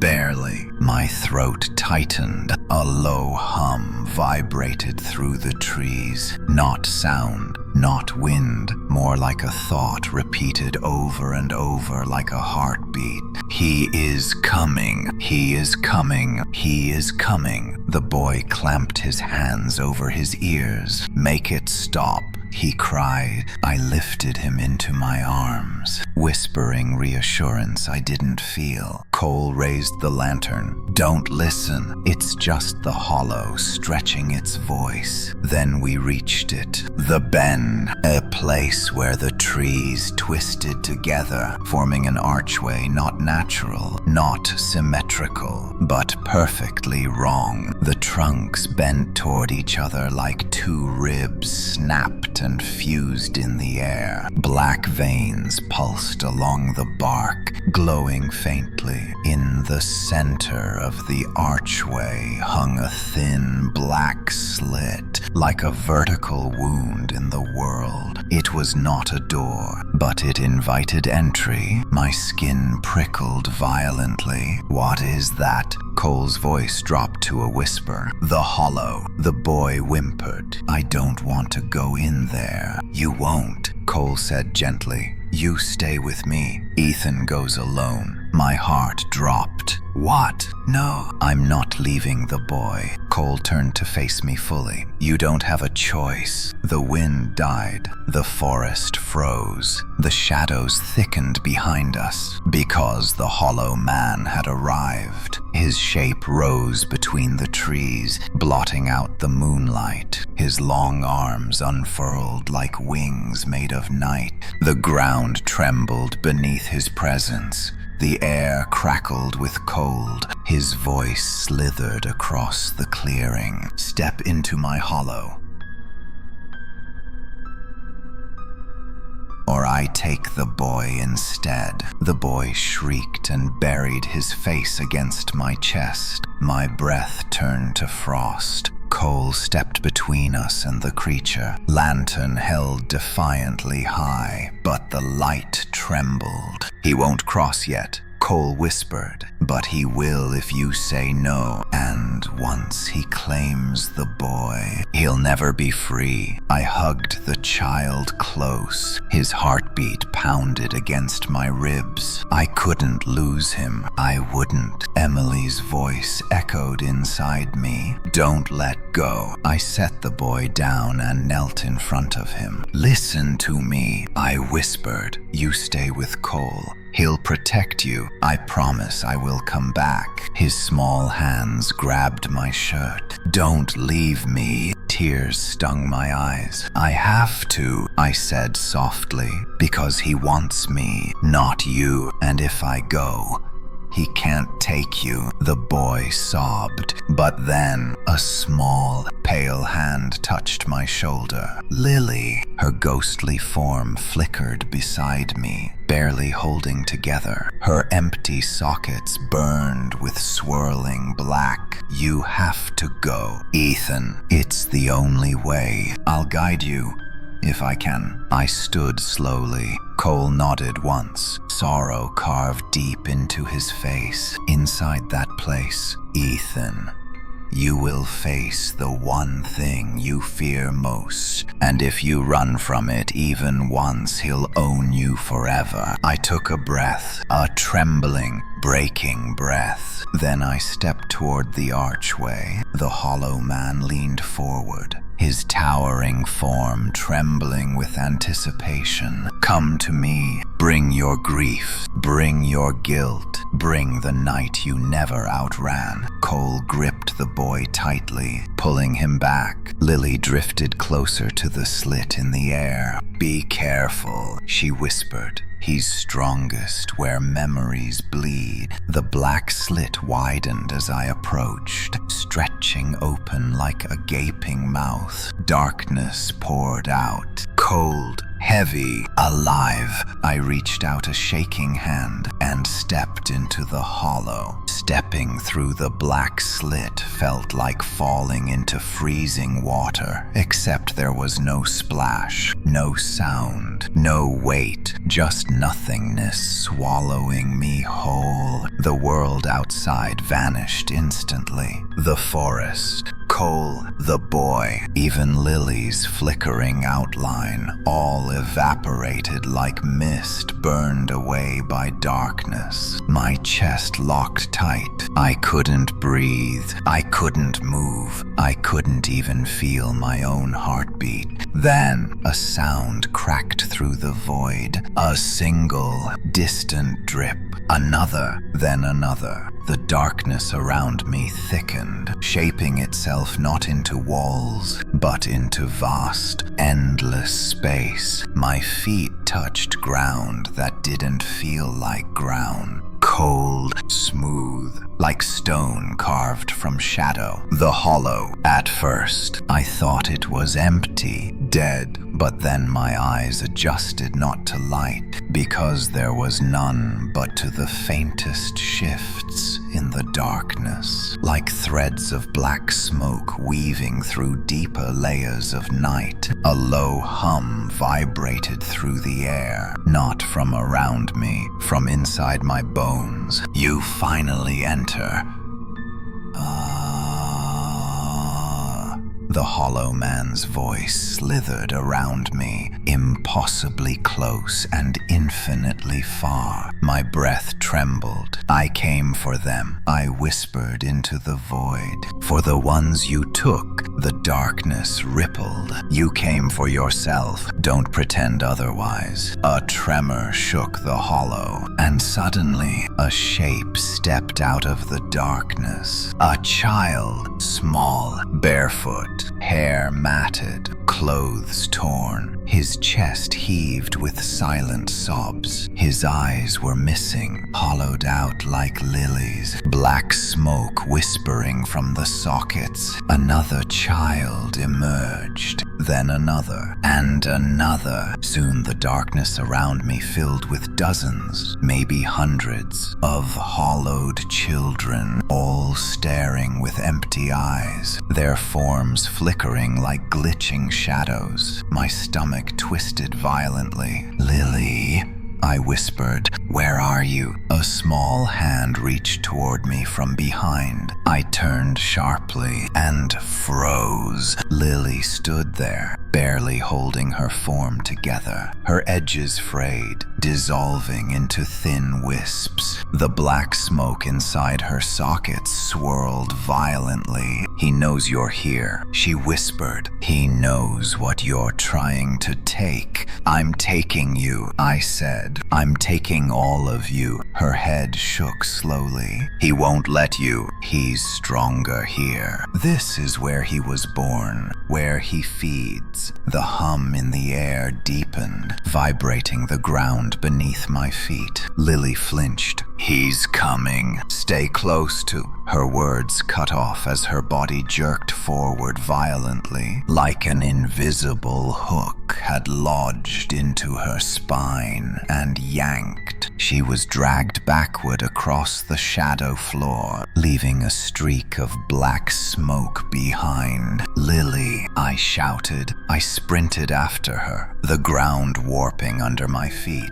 The children surrounding me shifted, their forms swiveling to follow, their empty sockets locked on me, but they didn't move. They just watched like witnesses at an execution. Ahead, the darkness tore open like the mouth of a giant predator. Lily's small form was pulled through, vanishing into it. I didn't hesitate. I dove after her. The world shattered. Light, the first I'd seen since entering, stabbed through the dark like jagged spears. But this wasn't real light. It was memory. My memory. I stood in the middle of a road slick with rain. Headlights cut through the downpour. A horn blared. Tires screeched. Emily stood in the street, little sneakers soaked, hair plastered to her small face, eyes wide with terror. Ethan, she screamed. My heart imploded. No, I whispered. No, no, no. The scene unfolded like a puppet show, inevitable, unstoppable. Emily ran toward me. I reached out. For a second, just 1 second, I froze. Fear, shock, reflex. I froze. The hollow man's voice slithered out of the storm. You remember the moment you failed. You remember the child you couldn't save. This is what I feed on. This is what you carry. This is what you will always carry. The headlights engulfed Emily. I screamed, but the memory didn't complete. Everything froze. Emily mid-sprint, rain suspended in the air, the truck inches from her. Lily appeared beside me, flickering, trembling. Don't look at it, Ethan. That's what he wants. He wants you to break again. Like before, my breath hitched. This is my fault, I whispered. Lily shook her head violently, smoke trailing from her empty sockets. No, this is how he traps you. He takes your pain and wears it like a mask. The storm peeled open above us. The hollow man unfurled from the clouds like a monstrous shadow descending from the sky. His limbs stretched across the road, blotting out any trace of light. You stepped into my hollow. He hissed. The ground cracked beneath him. Now you belong to me, like the others, like the ones you let go. Lightning shattered the sky. Dozens of hollowed children appeared around him, crawling out of the cracks in the asphalt, out of the storm, out of the memory itself, like insects pouring from a broken nest. Lily trembled beside me. If you run from this, Ethan, you will never leave. You will become one of us forever. The hollow man extended a long, twisted hand,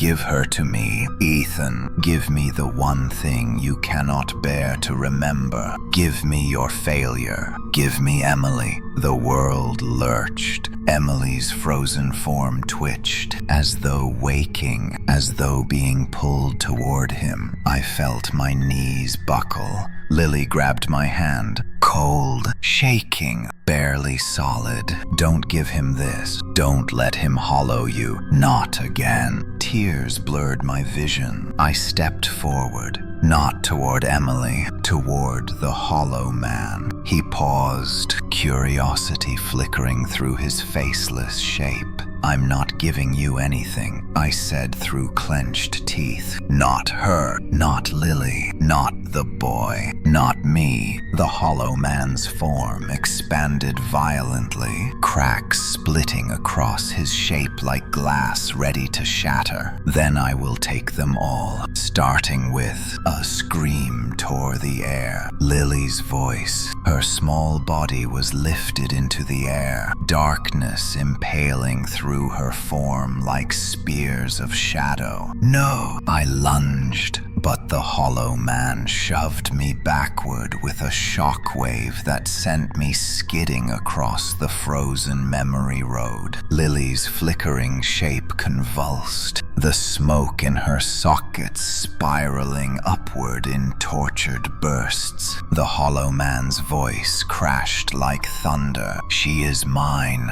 Because you let her be. I stared upward at her, her tiny, trembling hands reaching toward me, her form dying, breaking, falling apart. Ethan, she whispered, don't let him take you too. And with a final, violent shudder, Lily's body split into smoke, her outline tearing apart, her entire being ripped from existence and devoured by the hollow. And I was forced to watch. Lily's final whisper echoed long after her form dissolved into smoke. The last remnants of her drifted upward like burnt paper scraps, carried by a wind that didn't belong to any world I knew. The hollow man absorbed her completely, her memories, her pain, her fear, and the darkness inside him pulsed brighter, heavier, as though devouring her had made him stronger. My knees hit the ground. I didn't feel the impact. I didn't feel anything. Lily was gone, truly gone, not trapped, not bound, erased. Something inside my chest tore open, a grief so sharp I couldn't breathe. She was just a child. I whispered, she didn't deserve this. The hollow man's voice slithered around me like a serpent tightening around its prey. None of them did, but they were taken, because someone always lets go. His words stabbed deeper than any physical wound. The frozen storm memory around us groaned and split like glass under too much pressure. The suspended raindrops vibrated. Emily's frozen form flickered. The headlights behind her distorted into spiraling tendrils of light. The hollow was reshaping my worst memory into a prison. The ground beneath me shifted, cracking open like a ribcage splitting apart. Through the fissures, I saw darkness churning, shadows stretching upward like fingers clawing at my ankles. The hollow man extended a limb long, thin, twisting slightly as though made of liquid shadow. Come now, Ethan. Let me take the memory you hold like a wound. Let me empty you. Let me hollow you. I stared up at him, jaw trembling, his faceless head tilted, waiting. Emily's frozen face hovered behind him,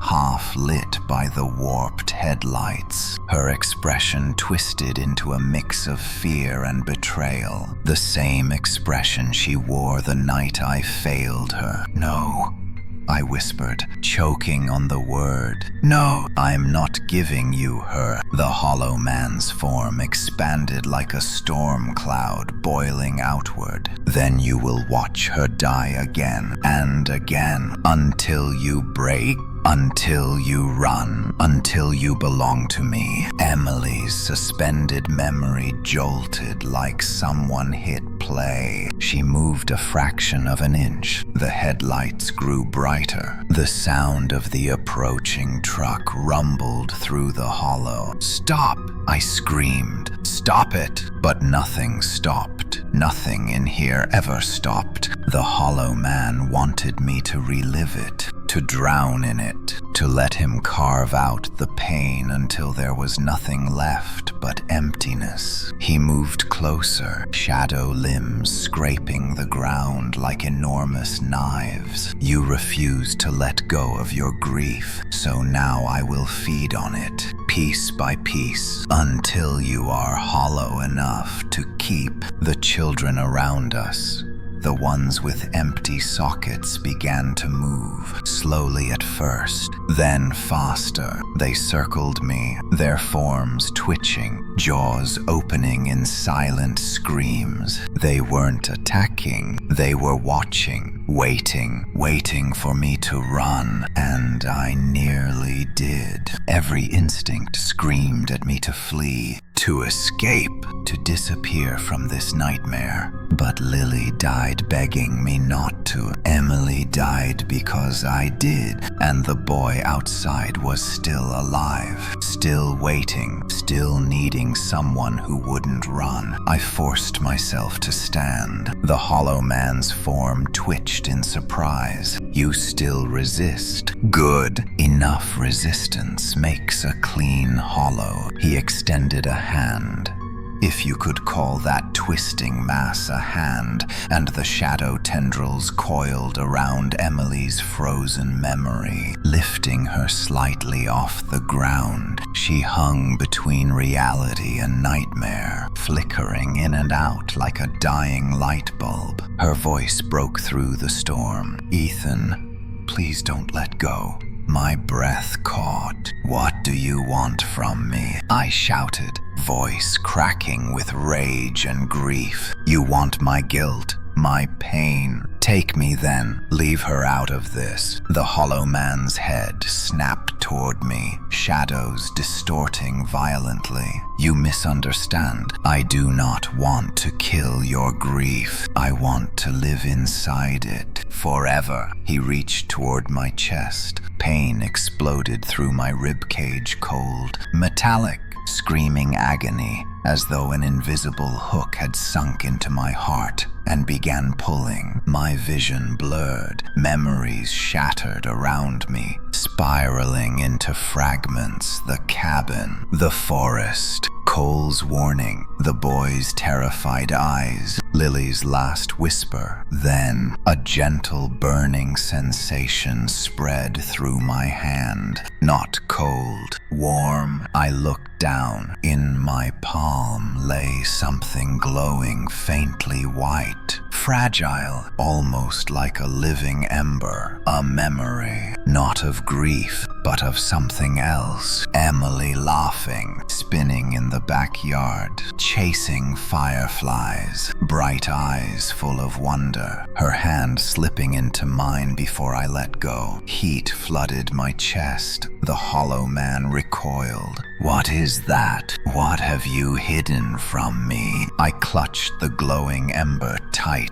It's mine, I whispered. You don't get this. He hissed violently, the entire hollow buckling. You cannot hold light in a place built from dark. It will devour you. It will burn you. It will protect me, I said. Emily's memory glowed brighter. Not the last moment. Not the fear, not the headlights. Her smile. The hollow man lunged. A tidal wave of darkness crashed toward me. The ground cracked wide open. Black tendrils snaked upward. The hollowed children shrieked without sound. I lifted the ember of Emily's memory and pressed it to my chest. The hollow exploded with light, not blinding, not violent, but warm. Wrong for a place like this. Light that didn't belong. The hollow man recoiled, limbs snapping back like whips. His form tore open across the middle, black smoke spilling out like blood.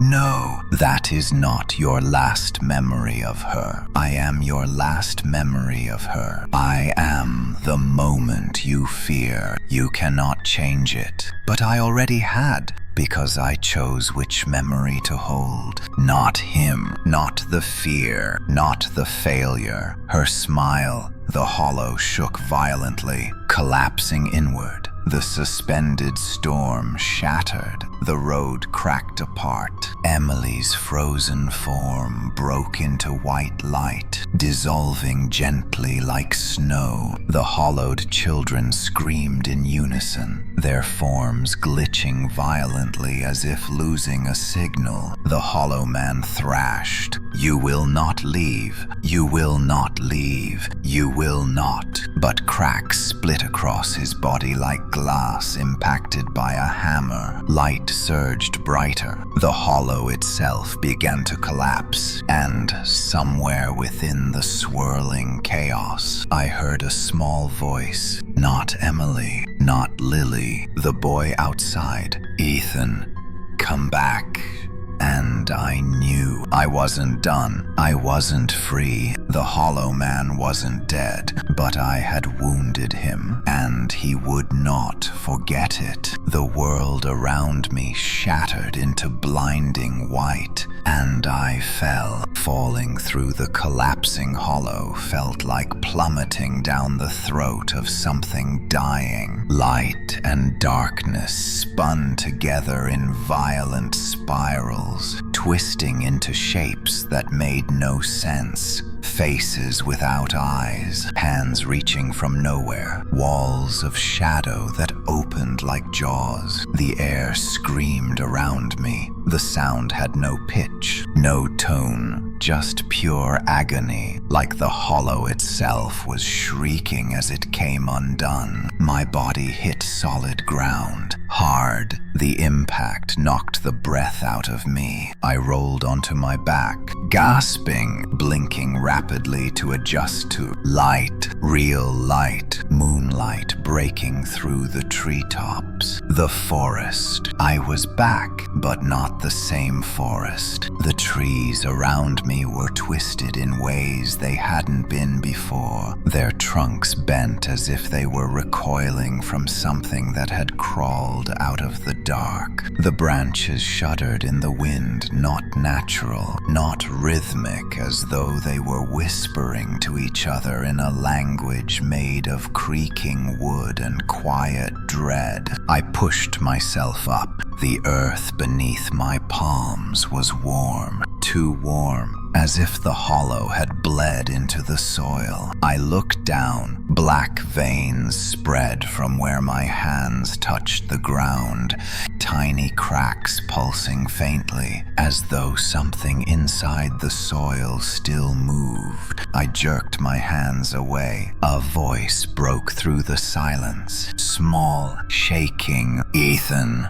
My head snapped up. The boy, he stood a few feet away, half hidden behind a fallen tree, Cole's hand gripping his shoulder protectively. Cole's lantern swung at his side, its flame flickering violently, as if terrified of what it saw in me. "Ethan," Cole repeated slowly. "What came back with you?" The question chilled my spine. "What do you mean?" I whispered. Cole stepped closer, lantern raised. The light washed over my face and he flinched. "What?" I demanded. "Cole, what do you see?" He didn't answer. Instead, the boy stepped forward hesitantly. "Ethan, your eyes, I reached up instinctively, fingertips brushing the skin beneath my lashes. My skin was cold, colder than it should be. "Tell me," I said, voice shaking. "What's wrong with my eyes?" Cole exhaled heavily. "They're not hollow," he said carefully. "Not like lilies, but they're marked." "Marked? How?" He held the lantern closer, and I saw the reflection in the glass. My pupils weren't normal. Black smoke curled inside them, faint, subtle, swirling like ink dropped into water. Not enough to hollow me, but enough to show the hollow man had touched me. Enough to show he wasn't finished. I staggered back, heart pounding. No, he didn't take me. I fought him. I hurt him. Cole's voice cracked with disbelief. "In his own domain. No one has ever done that. I used Emily," I whispered. "Not the last moment. The good one." A memory he didn't expect. Cole stared at me as if seeing something impossible. "You forced light into the hollow," he murmured. "You burned him." A tremor shook the forest. The boy yelped and ducked behind Cole. The trees around us bent inward, their bark splintering, leaves shaking violently, as if something enormous moved beneath the soil. Cole grabbed my shoulder. "Listen to me. Hurting him is not killing him. All you did was make him angry. Wounded shadows are the most dangerous kind." A deep groan rolled beneath the ground like a buried beast, shifting in its sleep. Then another. I swallowed hard. "What's happening?" Cole's expression twisted in fear. "He's not collapsing," Cole whispered. "He's reforming." The boy grabbed my hand with shaking fingers. "Ethan, he's coming." And then I heard it. Not a roar, not a scream, a sound worse than both. A whisper, quiet, breathing, gentle. "Ethan, you carry what is mine." Goosebumps erupted across my arms. Cole raised the lantern high. The flame burst upward, then violently sucked inward, as though something massive had inhaled. Darkness spilled across the clearing, pooling around the roots, seeping through cracks, rising like ink. Long, spidery fingers of shadow clawed upward first, then the elbows, then the twisted limbs, all unfolding from the soil like a corpse pulling itself out of its grave. The hollow man was crawling out of the earth, not towering this time, not massive, not fully formed, but embryonic, newly resurrected, a smaller, denser version of himself, his shape twitching with raw fury. Cole whispered, voice tight with horror. "He followed you through the memory crack. He's rebuilding himself from the piece of him stuck in you." The boy clutched my arm. "Ethan, what does he want now?" And the hollow man answered, "Give me the last light you hold. Give me the child you failed. Give me what burns inside you." Emily. He wanted Emily. He wanted the memory that hurt him. He wanted to devour the only piece of her that made me stronger instead of weaker. I backed away. "No." The hollow man rose higher, his limbs elongating, dripping black sludge onto the leaves below. "Then I will take the boy and carve your light from his screams." The boy screamed and clung to me. Cole stepped forward, swinging his lantern like a weapon. "Back!" he shouted into the darkness. "You can't have him." The lantern flared, gold, bright, almost holy, and for a moment the hollow man shrieked shrieked in pain, skittering backward like a wounded spider. But the flame flickered, then dimmed, then almost died. Cole's hand trembled. He's draining the light. He gasped. Ethan, he's feeding off you, off what he left in you. The hollow man advanced again. I shielded the boy with my body. Something inside me pulsed. Hot, glowing, the ember of Emily's memory burning louder, brighter, like a heartbeat. The hollow man recoiled again, just an inch, but enough to see he feared the ember. He hated it, and I realized something. He didn't hollow people because he needed to. He hollowed them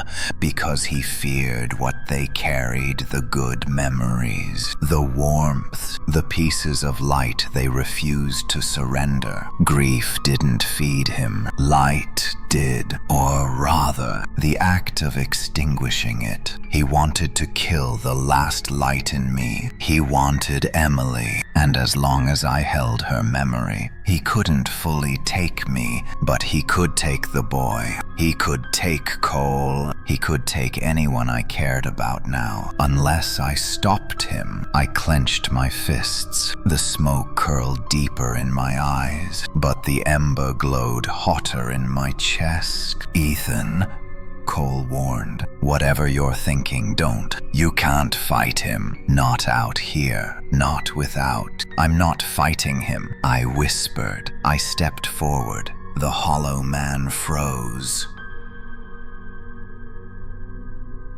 Cole grabbed my arm. Ethan, no! But I pulled away. The boy screamed. Ethan, don't! I ignored the fear, ignored the cold, ignored the shadow whispering through the soil. I held up my hand, and in my palm, the ember ignited, a glowing white flame. Small but pure, Emily's light. The hollow man recoiled violently, limbs twisting, the black sludge evaporating like smoke. No, no, no! His voice spiraled in rage. You want it, I said. Come take it, Cole shouted again, terrified. Ethan, he'll rip you apart. I know, I whispered, but this time, I will not let it go. The hollow man lunged, and the light in my palm exploded. Light exploded from my palm in a shockwave so violent, it felt like my bones might crack. The forest around us ignited in white fire, not burning the trees, not scorching the ground, but tearing through the darkness like a blade slicing through wet cloth. The hollow man screamed, not a human scream, not even an animal scream, a sound that felt like the world itself rejecting him, a shrieking, ripping, splitting noise that vibrated through the air and hammered against my skull until I nearly blacked out. Cole threw his arm over his face. The boy collapsed to the ground, hands over his ears, sobbing. The hollow man staggered backward, limbs contorting, body splitting at the seams. Light ripped through his shadow flesh, carving into him like glowing knives. For a second, a single glorious second, I thought I'd won, that I had finally broken him, that Emily's memory was stronger than his hunger. But then, the light in my hand faltered. A flicker, a stutter, a pulse, and the hollow man paused. His limbs reformed, his shape solidified, the tear across his torso stitched together like healing wounds, and he rose taller, taller than before. You bring light into my darkness. His voice slithered, gaining strength with every word. But light burns the bearer first. A cold shock struck my chest. I looked down and froze. The ember in my palm had grown brighter, much brighter. too bright. It wasn't a small flame anymore. It was spreading into my fingers, up my wrists, across my veins. My skin glowed from inside, light pulsing through my bloodstream like molten fire. What's happening to me? I gasped. Cole grabbed my shoulder, eyes wide with horror. Ethan, stop. Put it out. Now. I can't. I cried. It won't let me. The light kept spreading, climbing, burning. Emily's memory, her smile, her warmth was turning into something else. Something powerful, something unstoppable,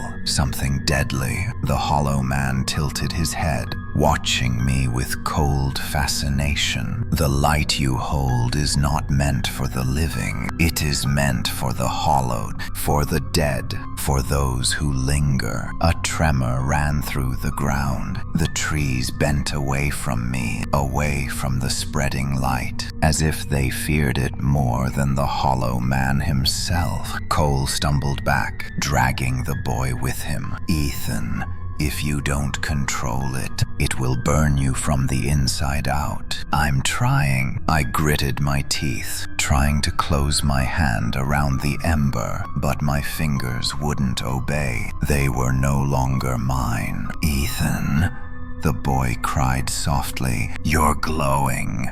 His voice broke something inside me. I forced myself to focus, to push the light down, to will the memory to shrink.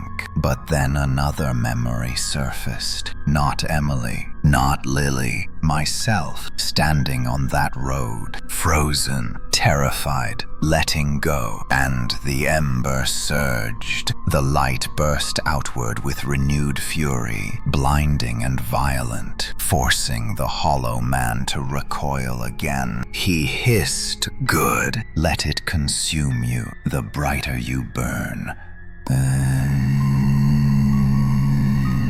the faster you hollow." My knees buckled. The light carved through my chest, igniting nerves like electric wires sparking beneath skin. My heartbeat stuttered, then accelerated, then fractured into rapid, frantic pulses. Cole shouted something, his voice warped, distant, but I couldn't hear him clearly. The world flickered. One moment, the forest. Next moment, the inside of the hollow. Flicker again, Emily's frozen form. Then, Lily dissolving into smoke. Then, the boy's face. Then, darkness. Then, light. I clutched my head. I didn't know where I was. I didn't know what I was. I stumbled backward, nearly collapsing as light poured out of every inch of me. The hollow man straightened, watching with something like satisfaction. Your grief fights your hope.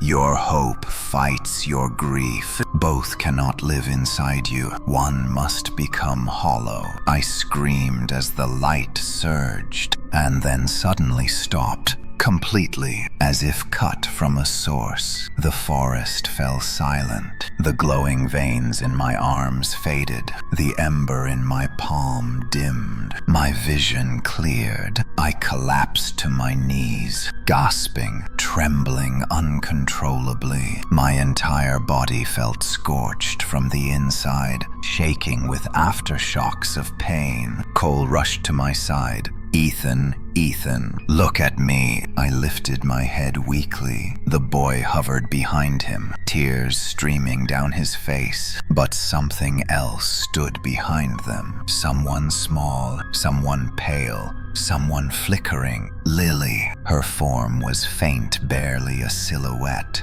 But she was there. Her empty sockets were dim, almost gone. She had been erased from the hollow.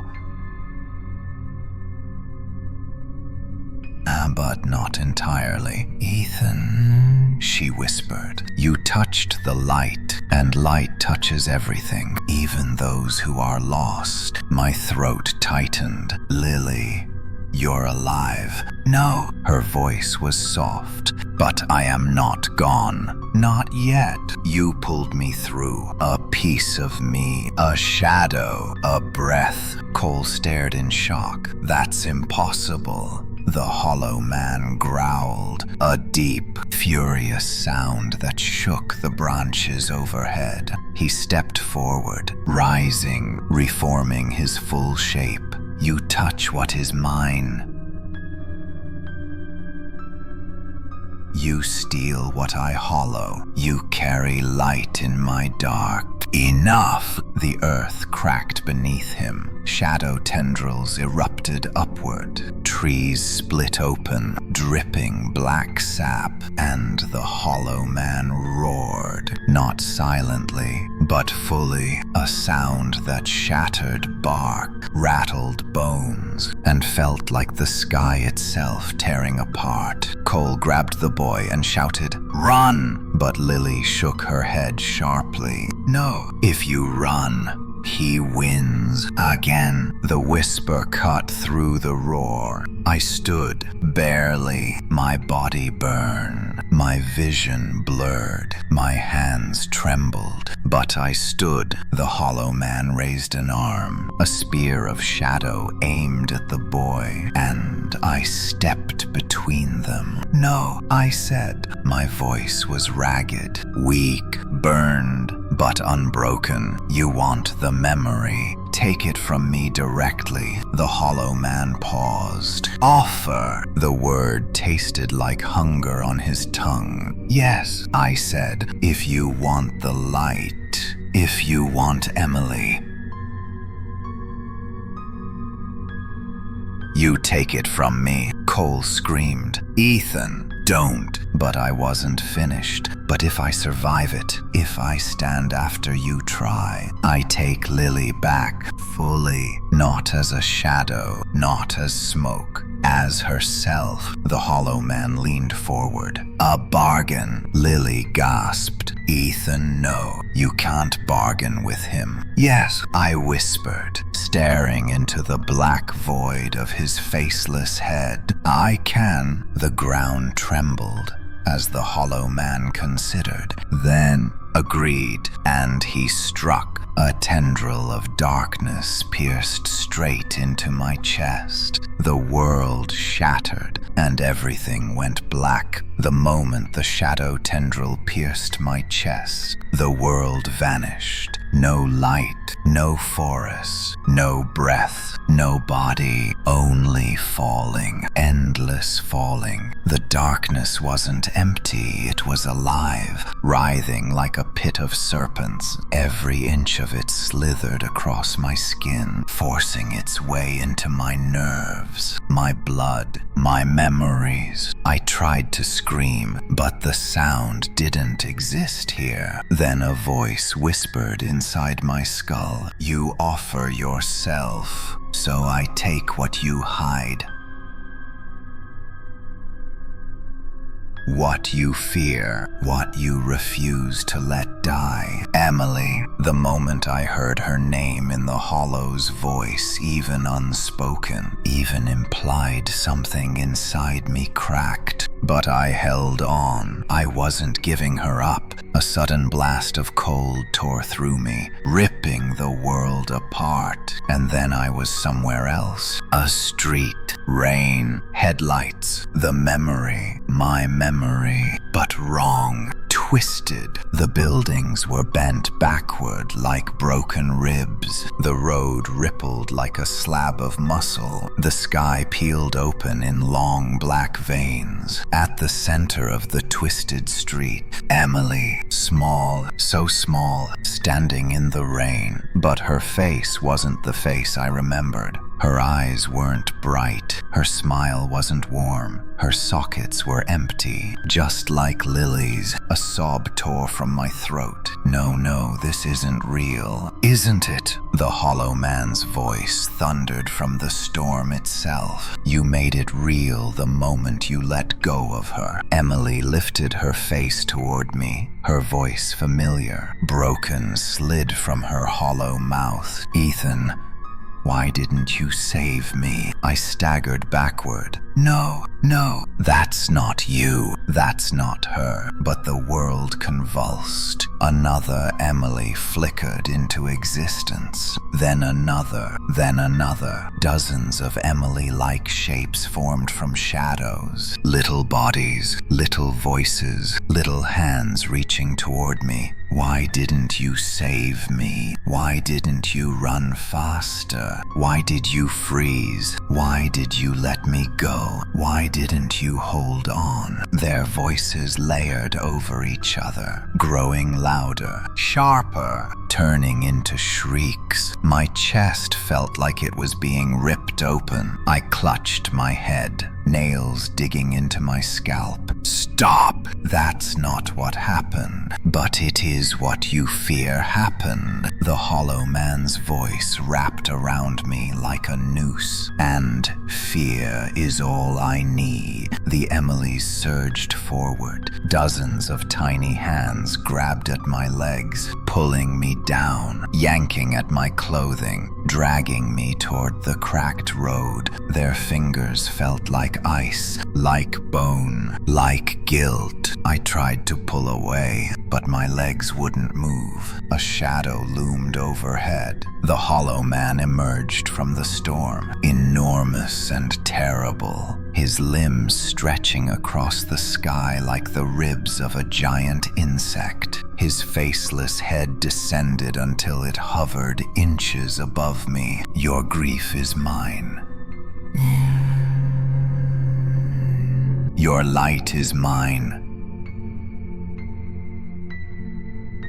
Your memory is mine. He reached into my chest. I felt his fingers, cold, sharp, wrap around the ember of Emily's memory. It pulsed desperately, flickering like a dying flame. He began to pull. No, no! I grabbed his arm, if you could call that shifting mass an arm, and held on with everything I had. He pulled harder. The ember resisted, but I felt it slipping. I felt myself slipping, the world distorted, colors bleeding into black.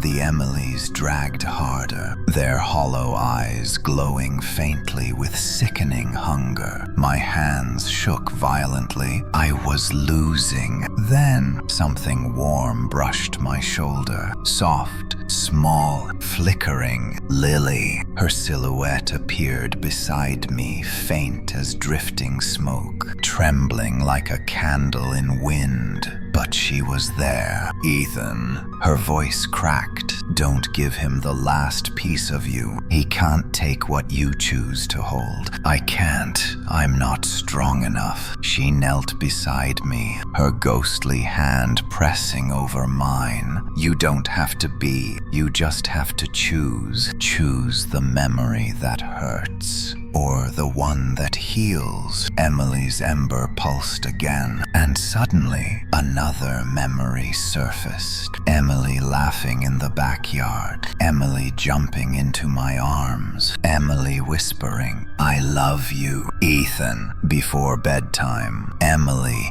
chasing fireflies with tiny hands raised to the stars. Not the last moment, not the worst moment, the real moments. The hollow man hissed. Do not remember that. Remember the end. Remember the failure. Remember what you let die. No, I whispered. Light surged up my spine. No, I said louder. The ember ignited. Not white, not cold, but golden, warm, alive. The hollow man screamed. His fingers sizzled. The shadow around him blistered. His body twisted, tendrils recoiling violently as golden fire scorched through his form. The Emilys shrieked and dissolved into ash. Lily's form brightened for a moment, just a moment, her empty sockets glowing with borrowed warmth. He can't take what you choose to keep,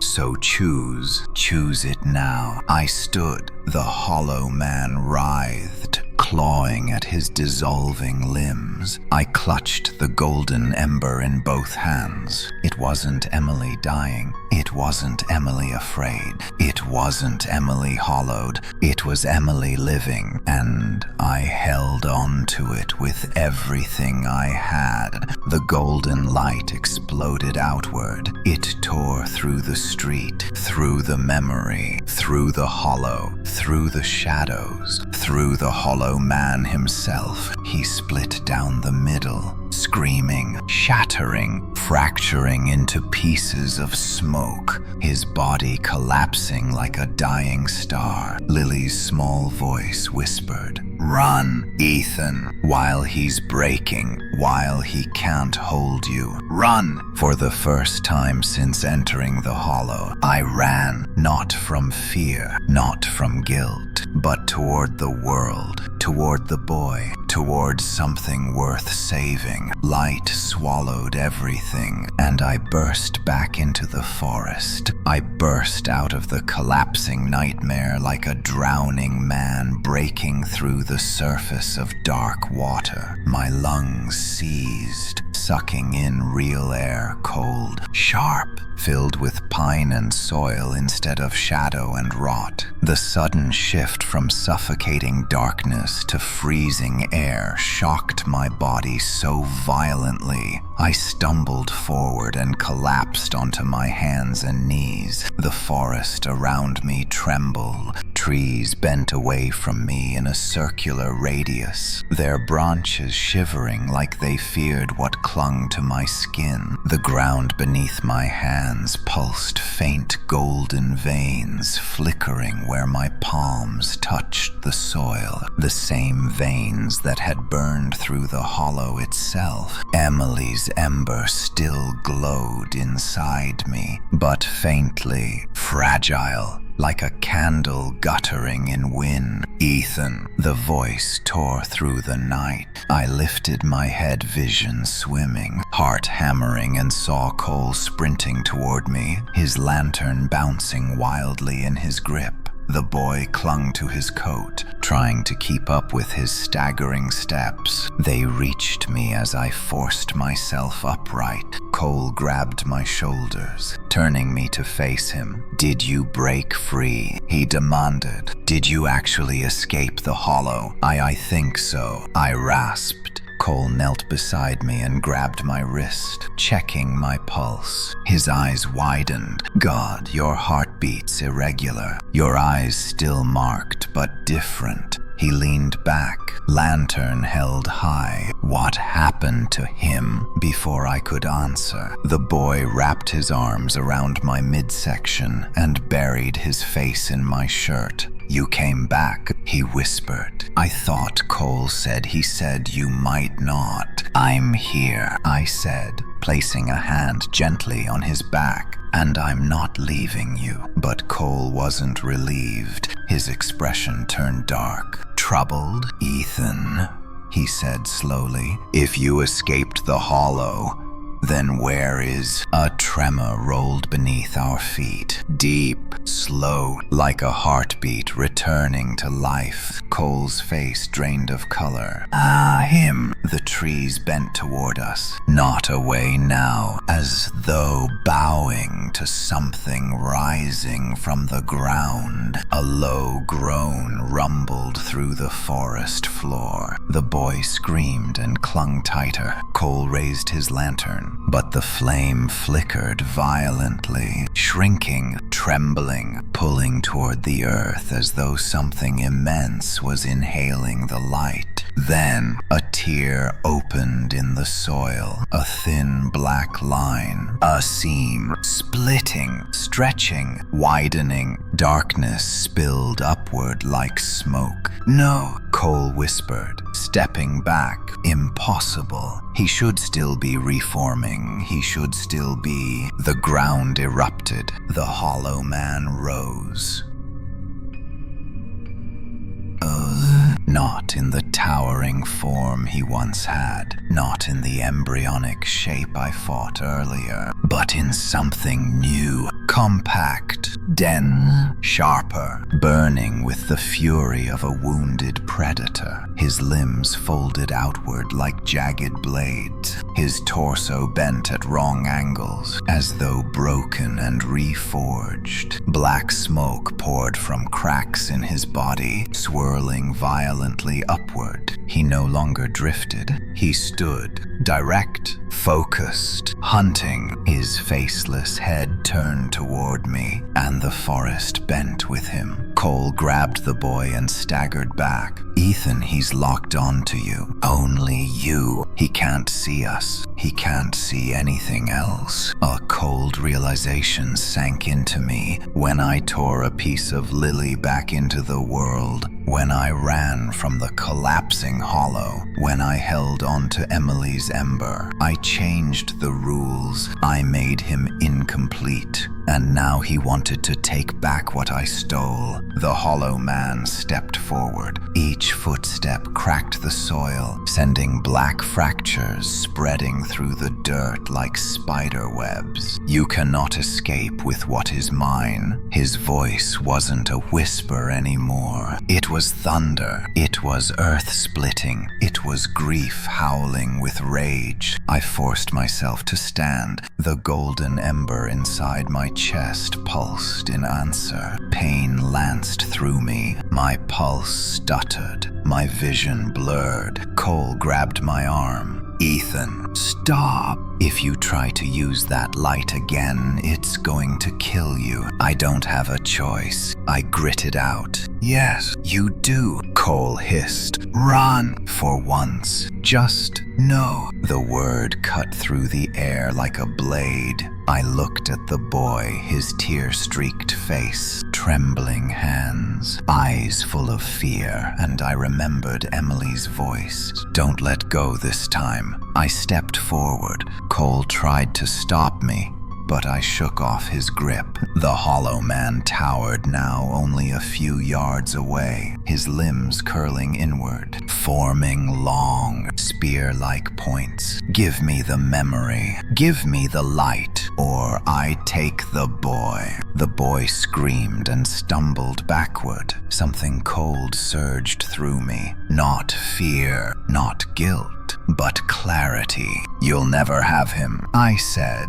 The hollow man jerked forward, lunging, and the golden ember inside me flared. But this time, something was different. It didn't spread uncontrollably. It didn't ignite my veins. It didn't burn me alive. It waited, like it needed permission. I lifted my hand. The ember pulsed. The hollow man slowed his approach, limbs twitching. "That light does not belong to you." "No," I whispered. "It belongs to her." Images flashed through my mind. Emily laughing, Emily glowing in the sun, Emily holding my hand tightly. Not the fear, not the accident, not the guilt. Her life. The hollow man hissed violently and raised both arms. Shadow spears aimed straight at my heart.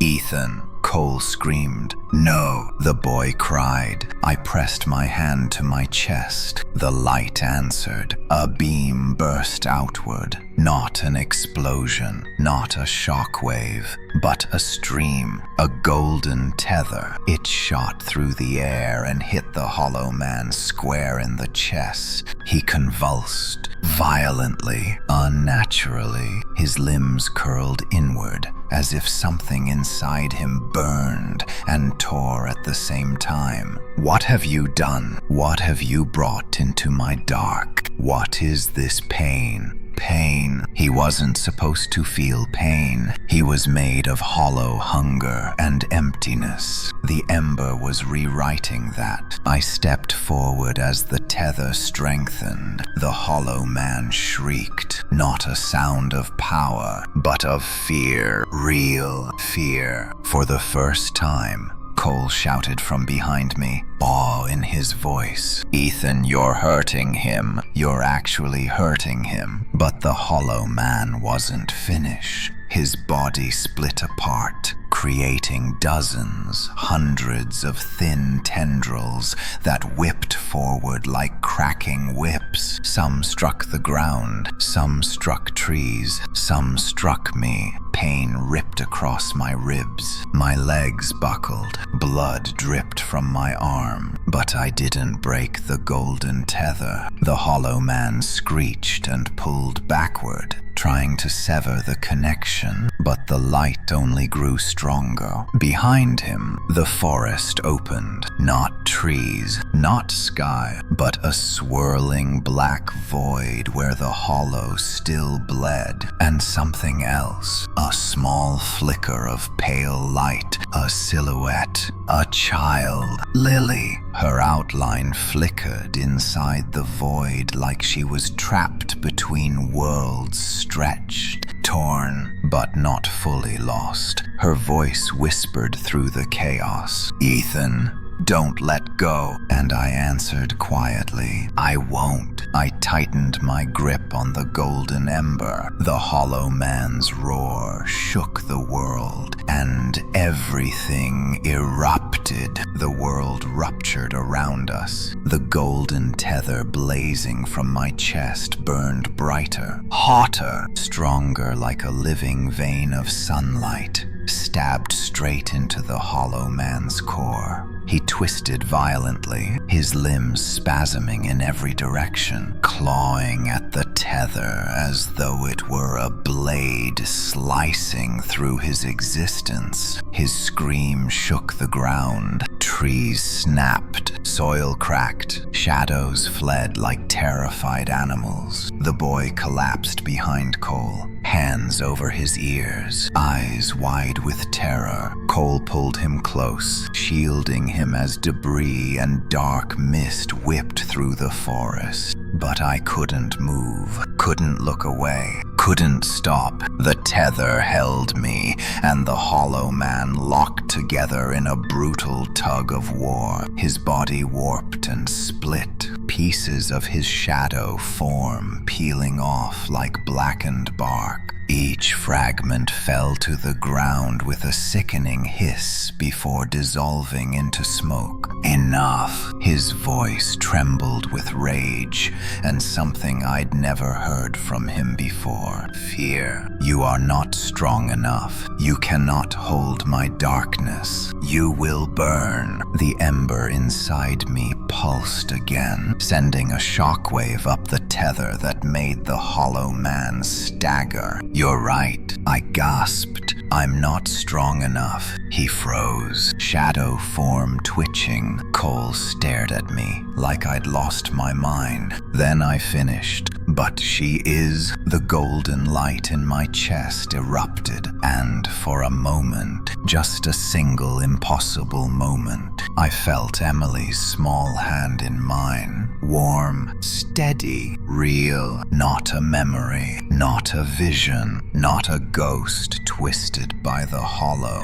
just her. The hollow man convulsed so violently the forest floor split open beneath his feet. "No, she is mine." Her last breath, her last fear, her last moment, all mine. "Not anymore," I whispered. The tether split, not broken, but doubled. Two beams of light burst from my chest, one toward the hollow man, the other toward the void behind him, where Lily flickered like a dying ember. Her tiny form jerked, pulled upward, out of the swirling darkness, light wrapping around her like a cocoon. Lily gasped, her voice breaking. "Ethan, the door. Open the door. Now, door." I barely had time to process her words before the forest cracked open behind me. The trees bent backward in unison, forming a spiraling archway of branches and roots. Light poured through the cracks, dim at first, then brighter, until the entire forest lit up in a golden haze. Cole shouted behind me,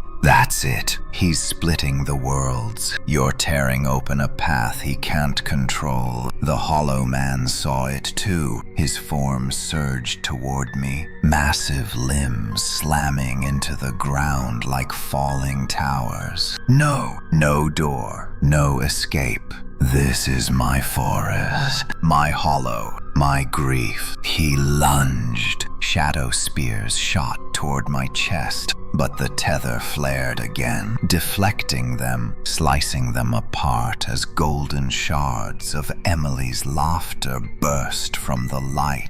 The hollow man shrieked, a horrific, guttural wail that shook the branches violently. The boy clutched Cole's shirt and screamed, "Ethan, run!" I couldn't run. Not yet. Lily still hung in the void, half in this world, half in the hollow. She reached out, fingers trembling, her form barely holding together. "Ethan, don't let go." I tightened my grip on the tether. Then I pulled. The hollow man roared.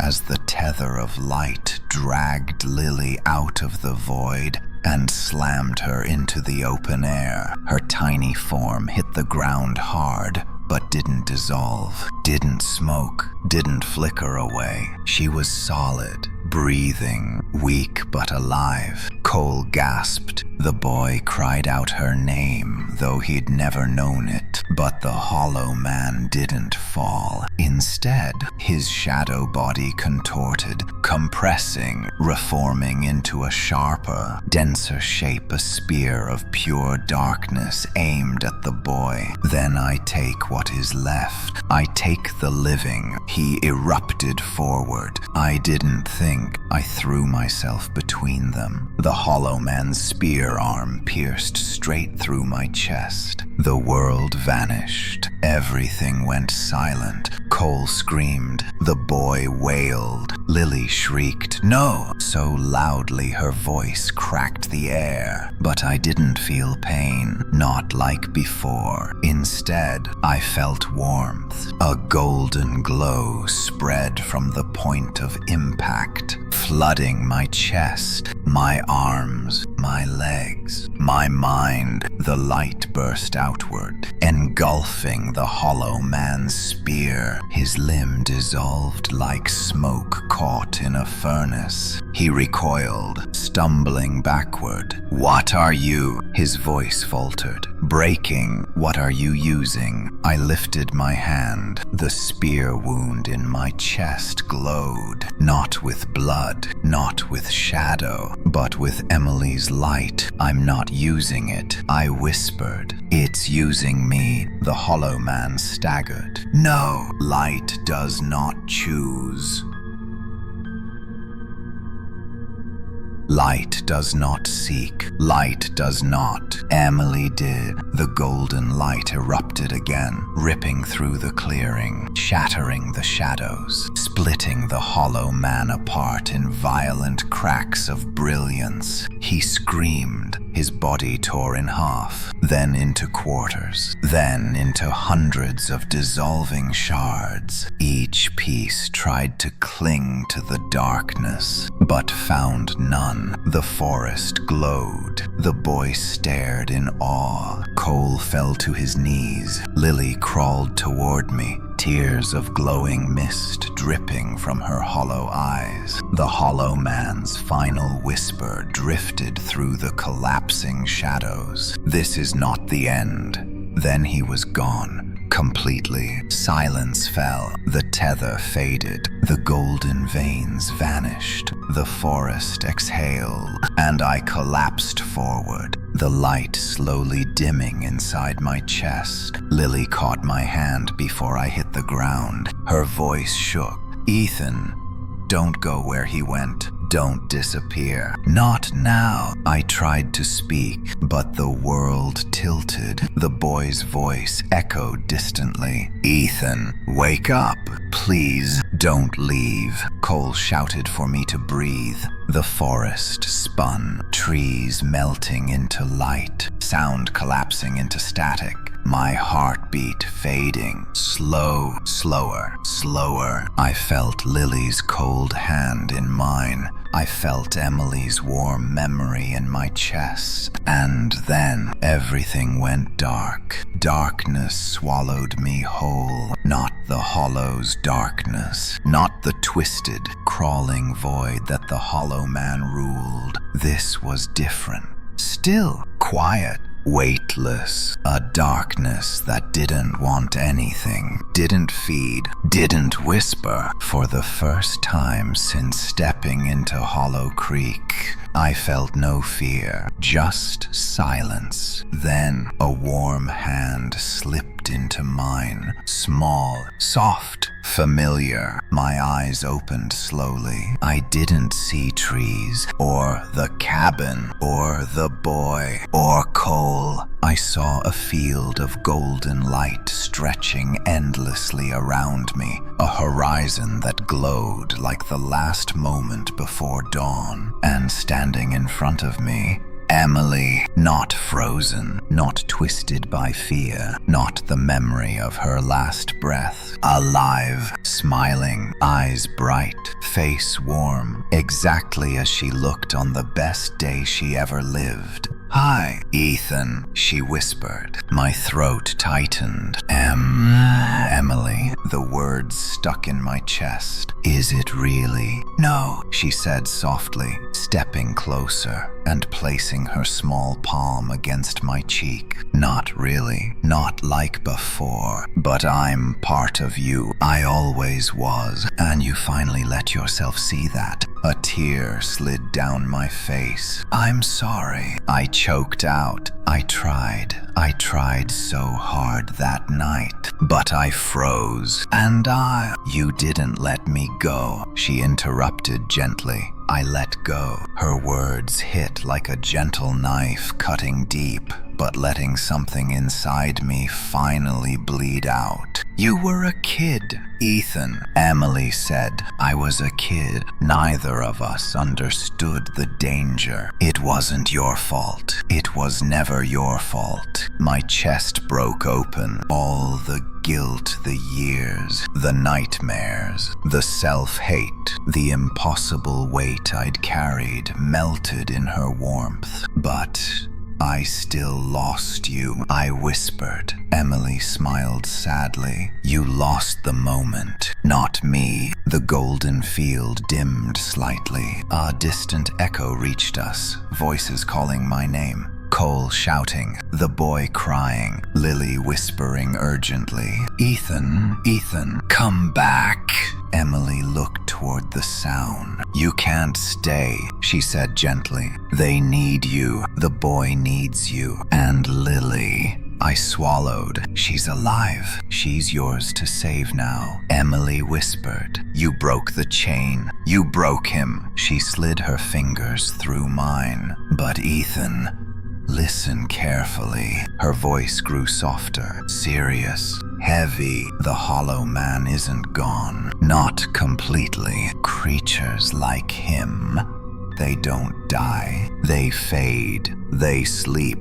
They wait." I felt a cold tremor run down my spine. "But you hurt him," Emily continued. "You changed him. You made him afraid. That's something no one has ever done." "Why me?" I whispered. She smiled again, warm. "Proud, because you didn't let the worst moment of your life define you. You held on to the light instead of the dark." The field brightened. The golden glow wrapped around me like a cocoon. Emily stepped back. "It's time." I reached for her. "Emily, wait, please don't go." She shook her head softly. "I'm not going anywhere. I'll stay exactly where I've always been." "Where?" She placed her hand gently against my heart. "Here." And the world exploded in white. I gasped awake, air rushing into my lungs so violently that pain shot through my ribs. I was lying in the forest, cradled in Cole's arms. The boy knelt beside me, gripping my hand. his face streaked with dirt and tears. And Lily sat on the ground only a few feet away. Not a ghost, not a flicker, not smoke. A real child, breathing, alive. She blinked at me with soft, human eyes, brown, wide, trembling with confusion. "Ethan," she whispered, my heart clenched. "Lily." Cole let out a shaky breath. "Well," he muttered, wiping sweat from his brow. "I'll be damned." The forest around us had changed. The twisted trees straightened slowly, their bark uncracking in reverse. The ground sealed its fractures. The darkness that once slithered through the soil retreated, evaporating like dew in sunlight. The hollow's presence was gone. Not dead, but gone. For now, I pushed myself upright, wincing at the ache in my chest. The boy threw his arms around me. "You came back," he sobbed. "I knew you would. I knew it." I hugged him tight, closing my eyes. "I told you I wouldn't leave." Lily crawled closer, unsure, timid like a child learning how to live again. "Ethan," she whispered,